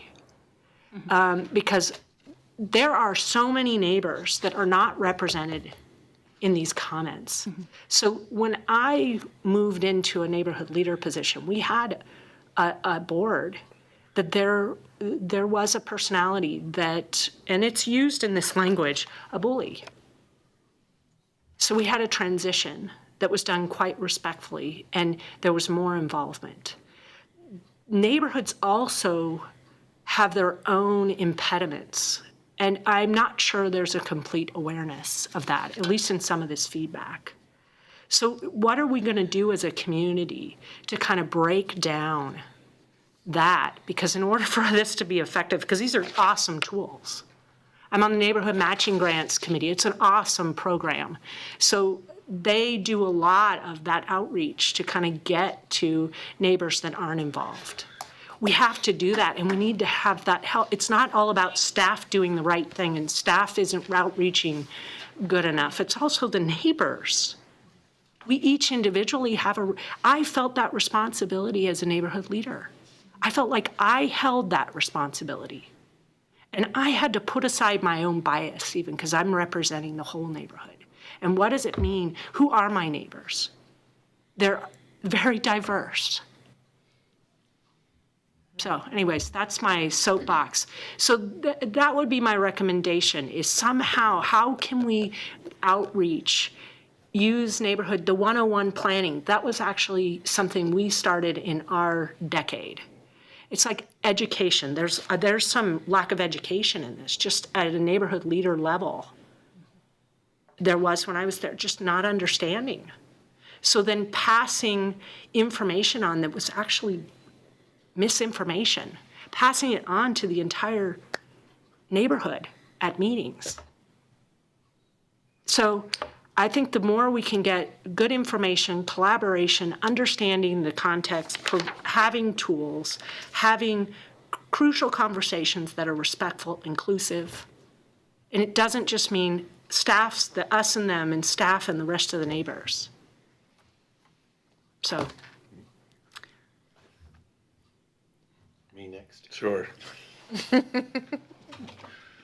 Well, Commissioner Taylor stole a lot of my ideas, so. Well, maybe they're more concrete. I don't Mine was know. like big. Probably not. Sure. But no, my take on it was kind of in your line. It wasn't clear to me who the audience was for this document. And then I began to realize, well, the audience is so incredibly diverse. Some of them are super experts or believe they are, and some of them don't understand the basic premise. And either we need to figure out what the audience is and address that audience, or change the document so it speaks to all the audiences, which is kind of hard too. So, but I'm sorry, I don't have solutions, I only have questions. Some of the things that leads to then directly is a background piece about why do we do neighborhood planning? Because that's not here. There's a little bit of it in here, what you handed out, and there's maybe hints of it here, but simple declarative sentences that allows the neighbor, literally the one in the corner, to go, oh, I get it. Okay, and stuff that really isn't here, and now I'm really speaking from I don't know where. As a community, have we decided that we're growing? And if we have, where is that growth going to go? And what is it going to look like? Well, I think at the end of the day, that's what a neighborhood plan can do. But yet, that simple idea is not here in a simple sentence that says, we're growing. Do we want to look like pick a bad example, or do we want to look like pick a good example? And here's a way we can do that. That's what these guidelines help us do as a community. And I think, again, farther we can get away from staff and neighbors, and someone suggested just using the term community, I don't know, I'm not in it every day, but there might be a way to begin to build language around that is more inclusive just by the nature of the language itself. Obviously, de-jargonize everything. Section 4.0. Not good. Right? Well, is there a 4.1? I don't know, but I'm just picking on that because Question. that is jargon. So even if it's section A, I mean, just think out of the box. Section Z, just come up with something that then begins to speak to somebody in their language. Or meet them halfway, maybe, I don't know. But those are not, I'm not sure how helpful that is, but that was from my take on it, who's the audience? Why are we doing this? Yeah. And then how do we explain that simply so they can begin to go, okay, well, I want to do that. Here's 7 things that I need to do next. And then I have a whole bunch of technical questions, but I won't bother Great. those today. Yeah, and I will take any and all input you're willing to give verbally today. I'm also going to follow up with an email to a link that's specifically for planning commissioners to take the survey. So you can put those things in your survey answers if you're willing. That'd be great. I put myself in the queue. I really like what the last 2 planning commissioners said. When I was going through and reading the surveys and reading the comments, a lot of it was, you got to call it a refinement plan, because the refinement plan has the weight of law. And I get back to what I've learned being on the planning commission. I came in as a neighborhood leader, and that was my mindset coming in here. I know how my neighborhood works, and I know how a planning process worked in my neighborhood, so that was my scope of what I knew. After being in here a few years, I learned that that's not enough for this table. I have to think of the community as a whole. And I think that getting that part into it is very important, because I think neighborhoods look at this, or will look at this plan and say, how can I do, whether it's a special area plan, a neighborhood plan, how can I do that to protect my block? Okay, to protect my block, because I moved into this neighborhood because I liked the way it was, and I need to protect it. And is a refinement plan my biggest sword to protect my block? And someplace in this plan, we have to do kind of like Commissioner Rain, he said, we are going to grow. Where are we going to grow? And how are we going to grow that affects my neighborhood to the best way? You can't, in my opinion, you can't just say, I want a plan that says I don't want to grow the Fairmont neighborhood. You can grow Bethel, because this gets back to the equity part about this, because there are stronger neighborhood associations and there are weaker neighborhood associations. Rainey, you know this. There's neighborhood associations that know the lingo, know the language, know the city councilors' email addresses, and know how to push the buttons. And there are neighborhoods that don't have a clue about that. And if we block off all the neighborhoods that have the tools, equity is not there. So that's an early part about this, is teaching them that, okay, we want to help you grow your neighborhood in a way that you want it to be. You got to take a share. You've got to be a part of the community of Eugene as a whole. And I don't know how we write that in there, but I think that's an important part. Thank you. I think that's totally doable. Yeah. Just a brief comment. In just reading the introduction, there are some terms in there that are what I would consider pretty subjective, just to begin with, that I think, in thinking about how to broaden the outreach to the folks that aren't as engaged in the actual neighborhood associations. And so when I read things like livability and ideal future, and I think that, you know, the recognition that that might mean something differently to me than it does to my next door neighbor, and we live in the same neighborhood.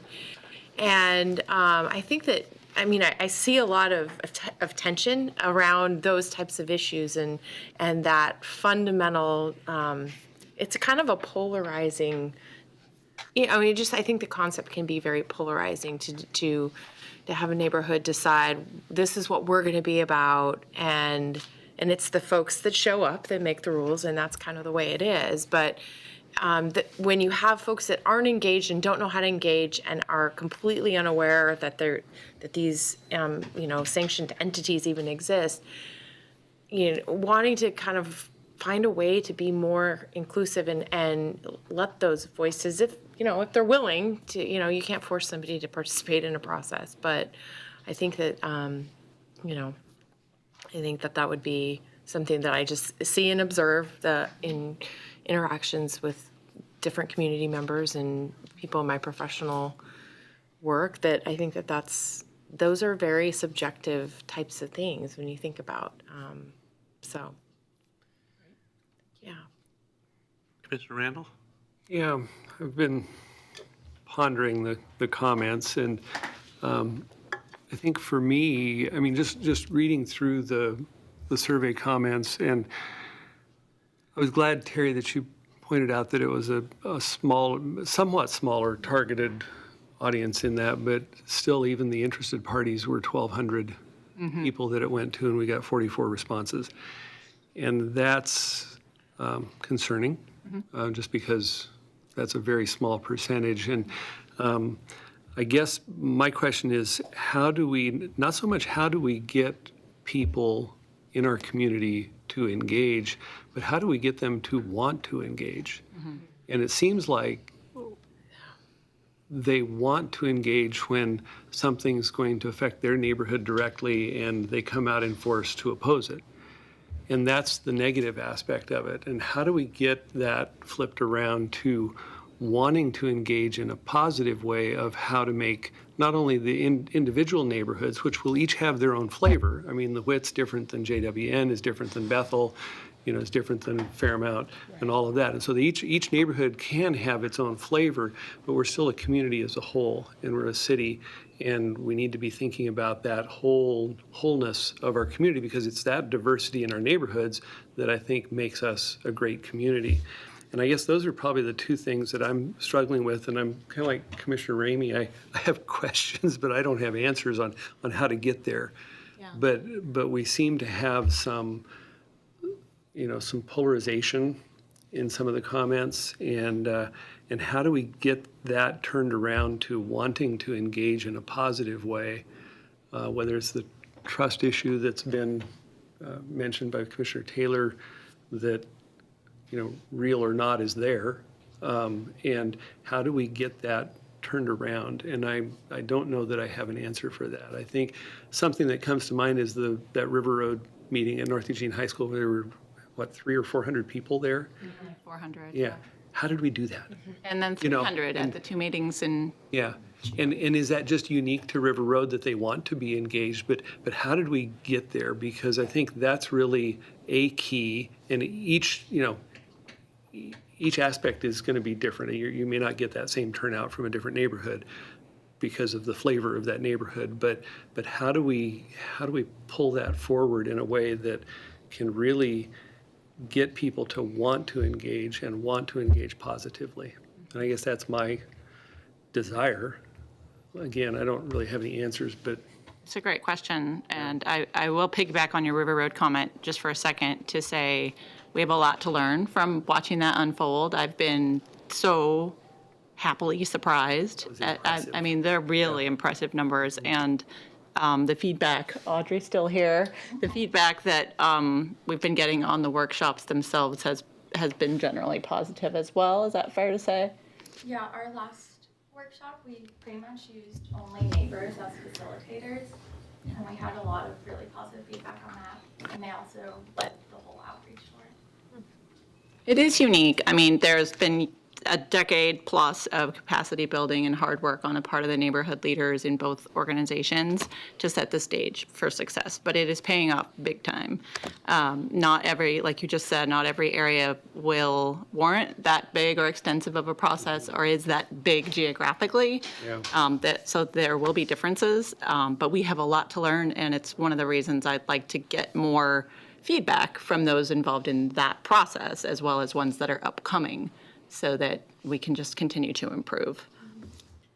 I could add one thing. I think it's not unique to neighborhood associations or organizations that people show up when something feels like it's threatening their livelihood or right. their families or something of that nature, right? That's true for every organization I've ever been a part of or been adjacently part of, is that people show up when something feels like it's really high stakes.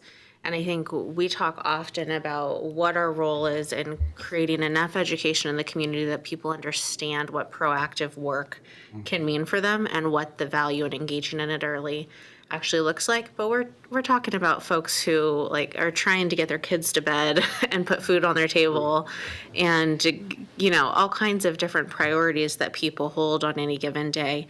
And frankly, proactive work, proactive community building doesn't always rise to the top of the list of community members, especially people who aren't already engaging in these conversations because they've already chosen a different priority.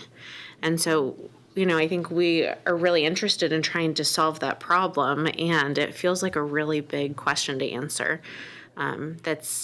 That's about, I think, in some ways, front-loading education and making sure people know what their stake is in it. But then ultimately, they have to make a decision about what their ability is to engage in that level of organizational support or process.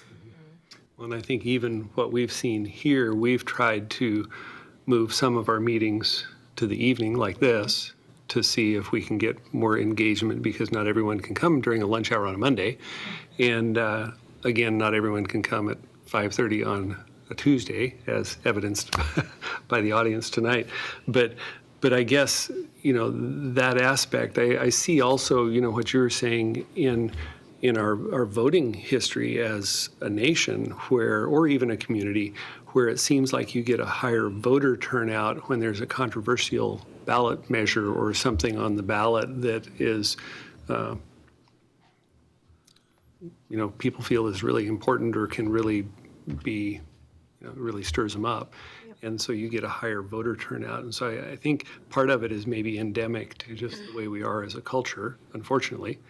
And I'm not even suggesting that we try and get 100% participation from everyone, but it, you know, it would be nice to have, you know, more than 44, you know, that are willing to fill out a survey or whatever form that takes. I think, you know, going back to the River Road meeting, I think if there's some things we can glean from that on how to do it and move forward with that and make progress, I think that would be huge. Mr. Taylor, I'll give you the last word. It sounds like we've got an opportunity for follow-up and feedback coming through. All right, then Commissioner Baker, I'll give you the last word. Oh, I don't really want the last word. I just wanted to say that, I mean, I think this is very useful, but I think for a lot of the population of Eugene that you would like to get engaged, it's not, you know, focus groups or other mechanisms might be a more successful. I mean, like your River Road activity. You know, I live in a neighborhood that, in an area of town that once had a fairly active and operational neighborhood group, and now it doesn't. We have a large student population that it would be useful if they had some more engagement with the community they live in. It might actually affect their behavior during other times of the year, or it could potentially, as it has even in our neighborhood in years past, been enhancing helping in the park or neighborhood cleanups and so forth, or other activities, fundraising for charities or whatever. So we have a challenge with, with a large population of transit students that are here 4 years or maybe less or more, but, and also just regular people who just aren't engaged in the planning processes. I mean, there's a reason we don't have a standing room only in our meetings. It's just not that, for lots of people in the community, it's just not that engaging. Certainly tonight wouldn't have been. So we really have to figure out how we can, it's more maybe in your and Rainey's camp, how we can get people, more involved in the area where they live, and maybe that's a way get them more involved in their community. And I don't think that this document will solve that problem, so we need to figure out some parallel mechanisms that would work with other people that aren't going to read a pretty substantial document. Definitely one piece. I was just going to follow up on the River Road thing and tell you that they've been doing a lot of community-based outreach events. Audrey's been really busy, and the rest of the team, and they're on your agenda to give you an update in August, as well as an update on the Clear Lake. I can't let this one go by, is on your very next meeting. So July 23rd, you'll hear about Clear Lake. So thank you for all those comments. I do have one more thing that I want to bring up before we close, but Commissioner Taylor and I can tell you that a really good way to get people involved is seat about a 12,000 person arena in your neighborhood. Engagement goes way up after the roof. Was that in your neighborhood? Well, oh yes. Are you offering to fund one of these? Yeah, we're going to put a new arena in every neighborhood just to get public engagement. Now, the last thing I wanted to bring up is the situation that we're having with personal emails and emails that are going to the Planning Commission from neighbors and people because they don't feel that the conduit through the city is timely enough. So I wanted to just bring that up and see what the commission's thoughts on that are. I have some personal thoughts on it, but I wanted to kind of hear what other people are thinking on this. Personally, I'm fine receiving them. My concern is that I want to make sure everybody else is seeing them. So what I do, and maybe you all do that, I forward it on to staff so staff can then forward it on to the rest of us. I'm not in a situation where I want to manage everyone. My conduit is, okay, staff, here's what I received, and I have staff manage. So essentially, doesn't mean I don't read it, but I am very conscious that I want it to be collaborative. We're an at-large committee, so that's my discomfort with it. I do check who receives it. I know that all of us receive it, but then I see that maybe staff isn't receiving it. So I want to make sure whoever should be receiving it gets to receive it. So if staff's all right having us all forward it to you, I'm okay with it, but know that that's going to be my protocol. I'm always going to. Yeah, just in response to that. So if you receive something and you want to send it to the EPC, Eugene Planning Commission email address, that's perfect. Because then it will get shared with all the rest of the planning commissioners. And I mean, I'm curious to hear what everybody else says here, but just from a staff standpoint, the Planning Commission email is there to try to help you. And what I think a lot of folks don't maybe understand is that, obviously one of the roles of the Planning Commission is a quasi-judicial body where you're kind of acting like a judge. And when making decisions on land use applications, you've got to follow these specific procedures. And you may be getting email that has information that's not part of the record.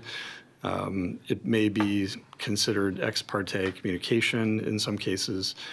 And so, if you want to get that and you see those emails and you think there's maybe an issue, good way to handle that is just to send it to the EPC address so that staff can see that and maybe flag those issues, because what we don't want is to have some kind of a procedural error in our quasi-judicial situations. That is just costly, and it could be a grounds for further appeal or something like that. So, it's there to help you in however you want to handle that. Can I add, I said I read them, but that's actually what I'm looking for. I make sure that if there's any potential even for upcoming, I don't even read it, I just forward it. So, and that's where my concern, one of the concerns that I have. So I put myself in the queue, and I've got concerns. One is obviously we're a public body, which opens us up to public records requests. I don't feel comfortable having to maintain emails that came to the planning commission. And, if I want to hit delete on an email, I want to be able to hit delete on an email and know that that email is someplace else and is backed up through the system. And that's why I would prefer to use the Eugene Planning Commission email forward. That being said, I understand that there are limitations to it. When the AIS comes out on Thursday, and our meeting is on Monday, and somebody from the community wants to send us an email regarding that meeting that we're having on Monday, and it goes to the mailbox, the public mailbox, and whoever's reading those isn't in the office or doesn't get to them until Monday morning or something, that's a problem. I want to see those. And I discussed this with Robin, and I don't know if this is possible or not, but I think that maybe if, what was suggested is the city council's emails go right to them. If you send it to, the Eugene City Council, it goes right into their box. If we had a way logistically to have that happen with ours, but if there is an appeal item or an item that is going to be quasi-judicial, we put a thing on there and say, we're screening all of our emails, and there may be a delay on these emails because we have quasi-judicial matters before the commission. I don't know if that will work or not, but again, I don't want to be responsible for 3 years from now, somebody coming and saying, I want to look at your emails. I would like to know a little bit more about what qualifies as a public record as far as, if there is an unsolicited email to your personal email address, what indicates that that's a public record? If it's coming through the Planning Commission email, then clearly that is earmarked as a public record that we should recognize that way. But if I, for example, am using let's say I'm using a Gmail account and I get an email from someone, I have no idea who they are, why would I even know that that's some public record related to Planning Commission unless I read it? And a lot of my emails in Gmail go to a junk folder that I just delete because they aren't flagged as being from someone that I recognize. So I just want to, it could easily be something I accidentally delete without intention, but I just am wanting to understand better the conditions that create it being a public record. Because again, an unsolicited email to your personal email address, I don't know that. Mr. Randall? Yeah, we can come back and get all this information. Okay. Yeah, and I guess my concern is a little bit the flip of that to where it's the duplication of emails. And so, I'll get one from a member of the community, as I did this morning, and then an hour later, I get one from the city, which is just forwarding that same one.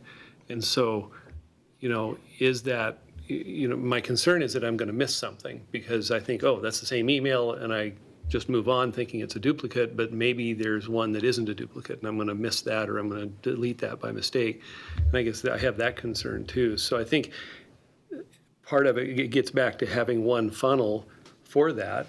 And I understand the concerns about things coming in on a weekend and that as far as being timely, but I still think it's perhaps a better method to have it that way, because then we know that's related to what we're doing, and we're responsible then for, looking at that, addressing it, and that.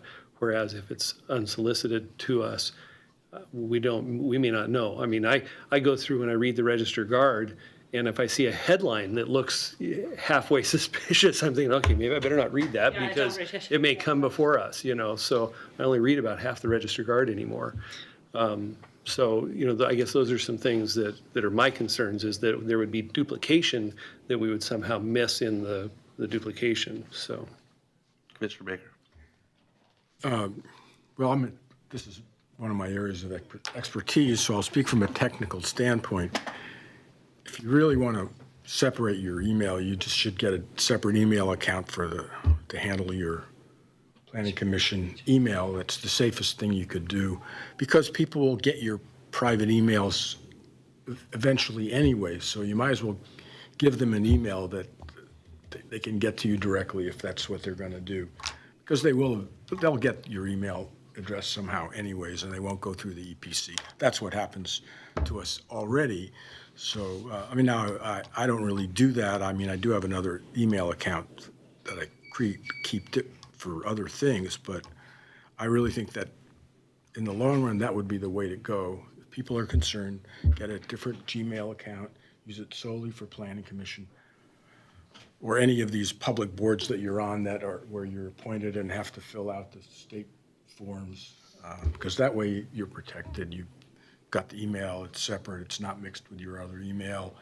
You don't have to delete it if you don't want to. You just can leave it there for some period of time. And not that I don't think we're not likely to get a public records request. It'd be more like staff than it would be us, but it's certainly possible that in some case, if someone wanted to really throw some money at some lawyers, that,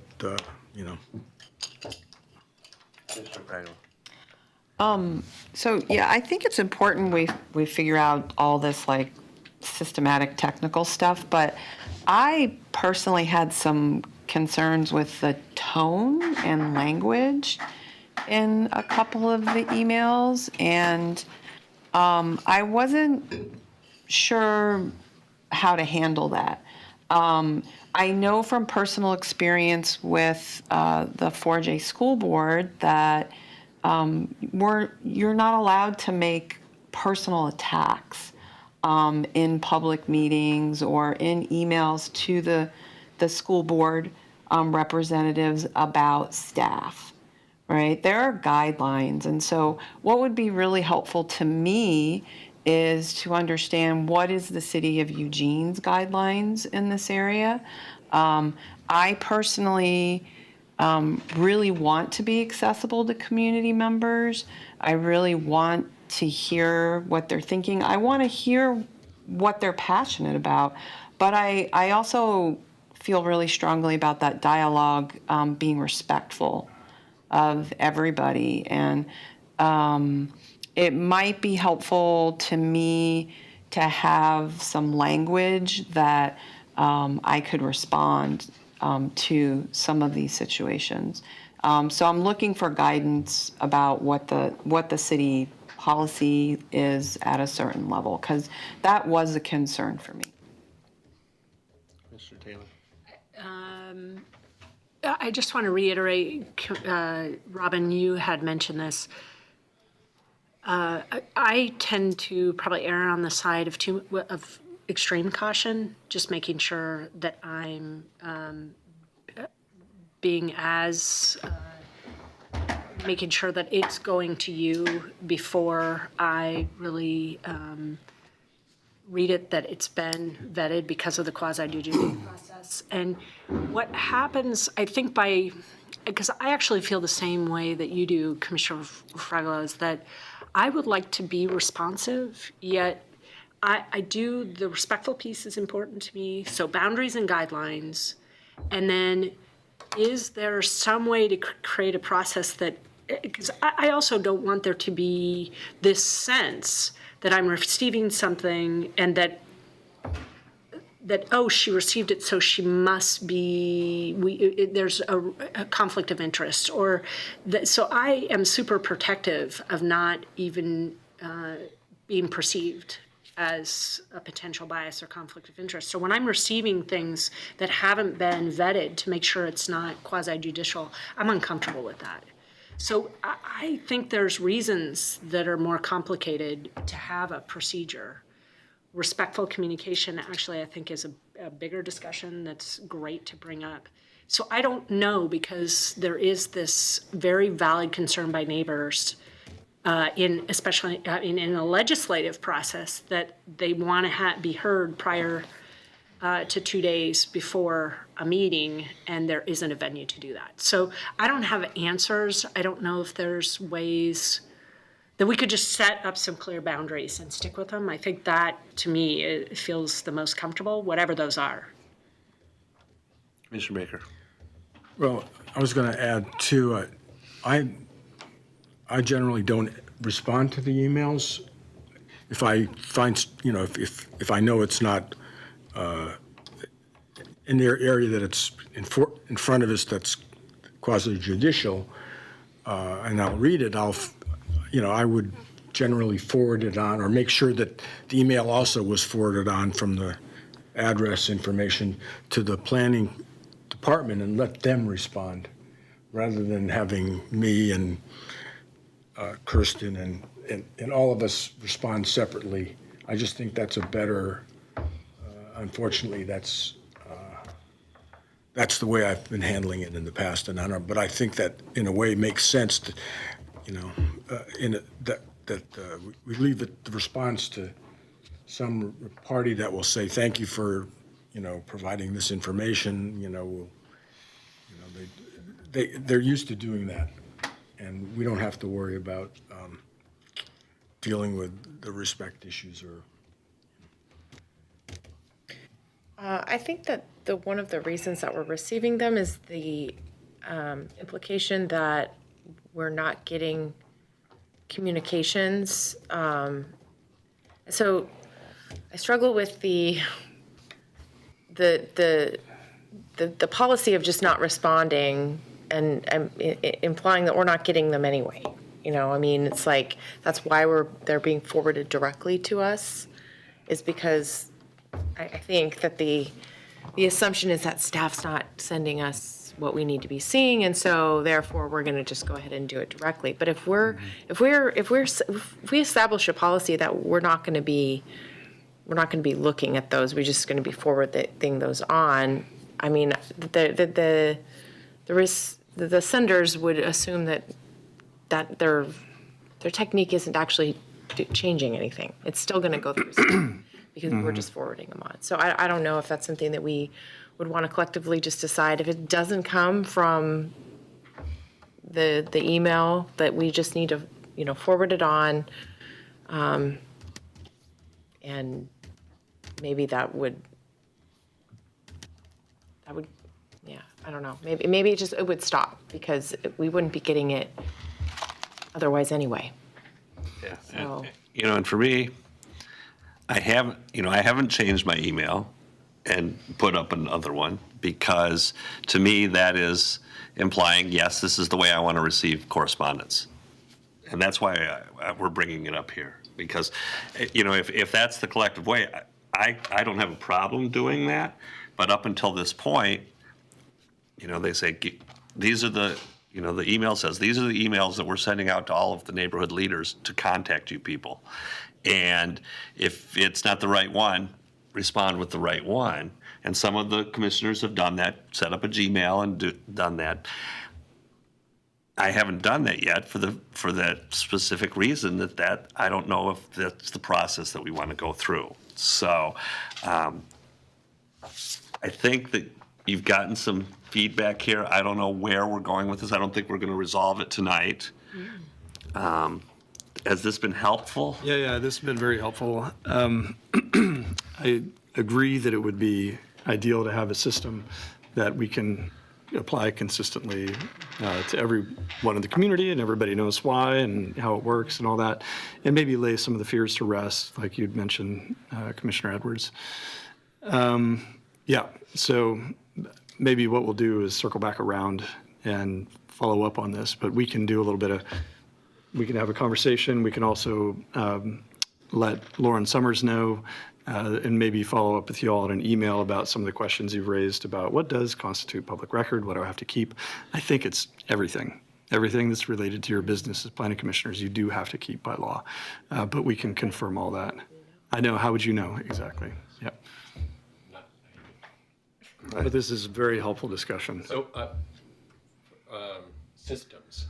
So if we had a 2-sentence response, so when something came in that was not from the city, and we sent it to the staff, and we replied to that sender, thank you for your recent email, I didn't read it, I sent it to city Yeah. staff for these reasons, but, really short. Yeah, that's right. And if we all used the same language, Yep. then pretty soon they're gonna go, Yeah, okay, this is why it all needs to go to That's one right. place. They may not, but then we're being respectful to them, but we're also saying, this is not the way we want to do business for these reasons. Quasi-judicial, Yeah. we're not in a position to sort through it. The staff is properly positioned to do that. yeah. It's those clear, it's just whatever clear and consistent boundaries that we have in Yeah, terms then of if what we that all communication use is. that, pretty soon they're gonna go. Yeah. Commissioner Randall, then Baker. I'm 8.5 years in with my original email, and I've got a year left, and so I'm not changing my email at this point. Maybe we can just all copy yours. Yeah, you can just copy Maybe mine. later. But I think, Commissioner Borowski, what you had mentioned earlier about having some sort of system similar to council where it could forward automatically, to me, that, I don't know. And then, I mean, if you all want to have Gmail accounts or separate accounts for planning commission or whatever, that's fine. I'm not going to do that because I don't need another email account. And so, but being able to have something forwarded in a way that is automatic, and that's to where it allays some of those concerns that have created the duplication, I think would be a good route to go, at least from my perspective. Mr. Baker. Yeah, and I really don't think you can automatically, sorry, I have to differ, but you can't automatically say you're not going to read it, because most of the ones that I've gotten that have looked, they looked at the title, it's not related to quasi-judicial. I mean, they're legislative. I mean, Senate Bill 1051, clear and objective standards, the bulk of the stuff that I've received, at least recently, has nothing to do with any of the quasi-judicial matters. They're legislative. Now, we may have a public hearing on it, and maybe a period of time where you want to shut off the record for the public hearing, but that's a little different than that it's not really quasi. These aren't quasi. These are all legislative, and they're trying to. And the reason that they started doing this was because there was a backlog with planning about getting this email to us, and it would generally come as a big bunch the day of the meeting, and you'd get a whole bunch of them rather than spread out over the period of time maybe that they came in, and that was really what sort of, I think, started this different mechanism being used. I think it would be helpful, just because I don't really know the city's process. I don't know what that looks like. So understanding truly, is there a delay? Do we just have a person, a group of people that have an expectation that it's going to happen at a certain time and it's not happening? Just, I would love some background. We're also talking to the city at large right now over them. Just some background. This is how it works. I think obviously, if there's this response, I think paying attention to it, addressing it, because if it's a concern, I don't want people to feel frustrated, yet we do have a level of accountability and responsibility. As quasi-judicial, I'm not sure all of us should individually be deciding what's quasi-judicial, because that feels like something that's really, I don't want to be responsible for independently. The other thing separate is that I not to beat a dead horse, but I do think I would like to revisit some boundaries around respectful communication, which I think has to go, speaks directly to the neighborhood planning guidelines. I think starting to model that respectfully in the planning process, planning commission can do that. Most of these comments could have been said that were more disrespectful. The same emphasis could be made without personal attacks. And I just think if we have some boundaries similar to 4J, if 4J does that, maybe we can look at what their guidelines are. I know hearings officials do that at hearings. They actually don't allow it. they'll stop it. They want to hear them, they'll encourage them to stay, but it's just, can you repeat that in a way that is respectful to everyone in the room? So I have been curious why we don't do that, because I hear a lot of what makes me very uncomfortable comments towards staff, and we all sit here and listen to it. And I don't like it. And I don't think it's a good message for us to allow it to happen. All right. Well, with that, I think you got some good feedback on this. We'll keep revisiting it. Until then, I mean, it's punt on these until we've come up with a policy. But thanks for the conversation. Thanks for staying later. I think it was an important topic that we needed to talk about. So I appreciate everybody staying a little bit later past time. And with that, we will close the meeting. Thanks, everybody.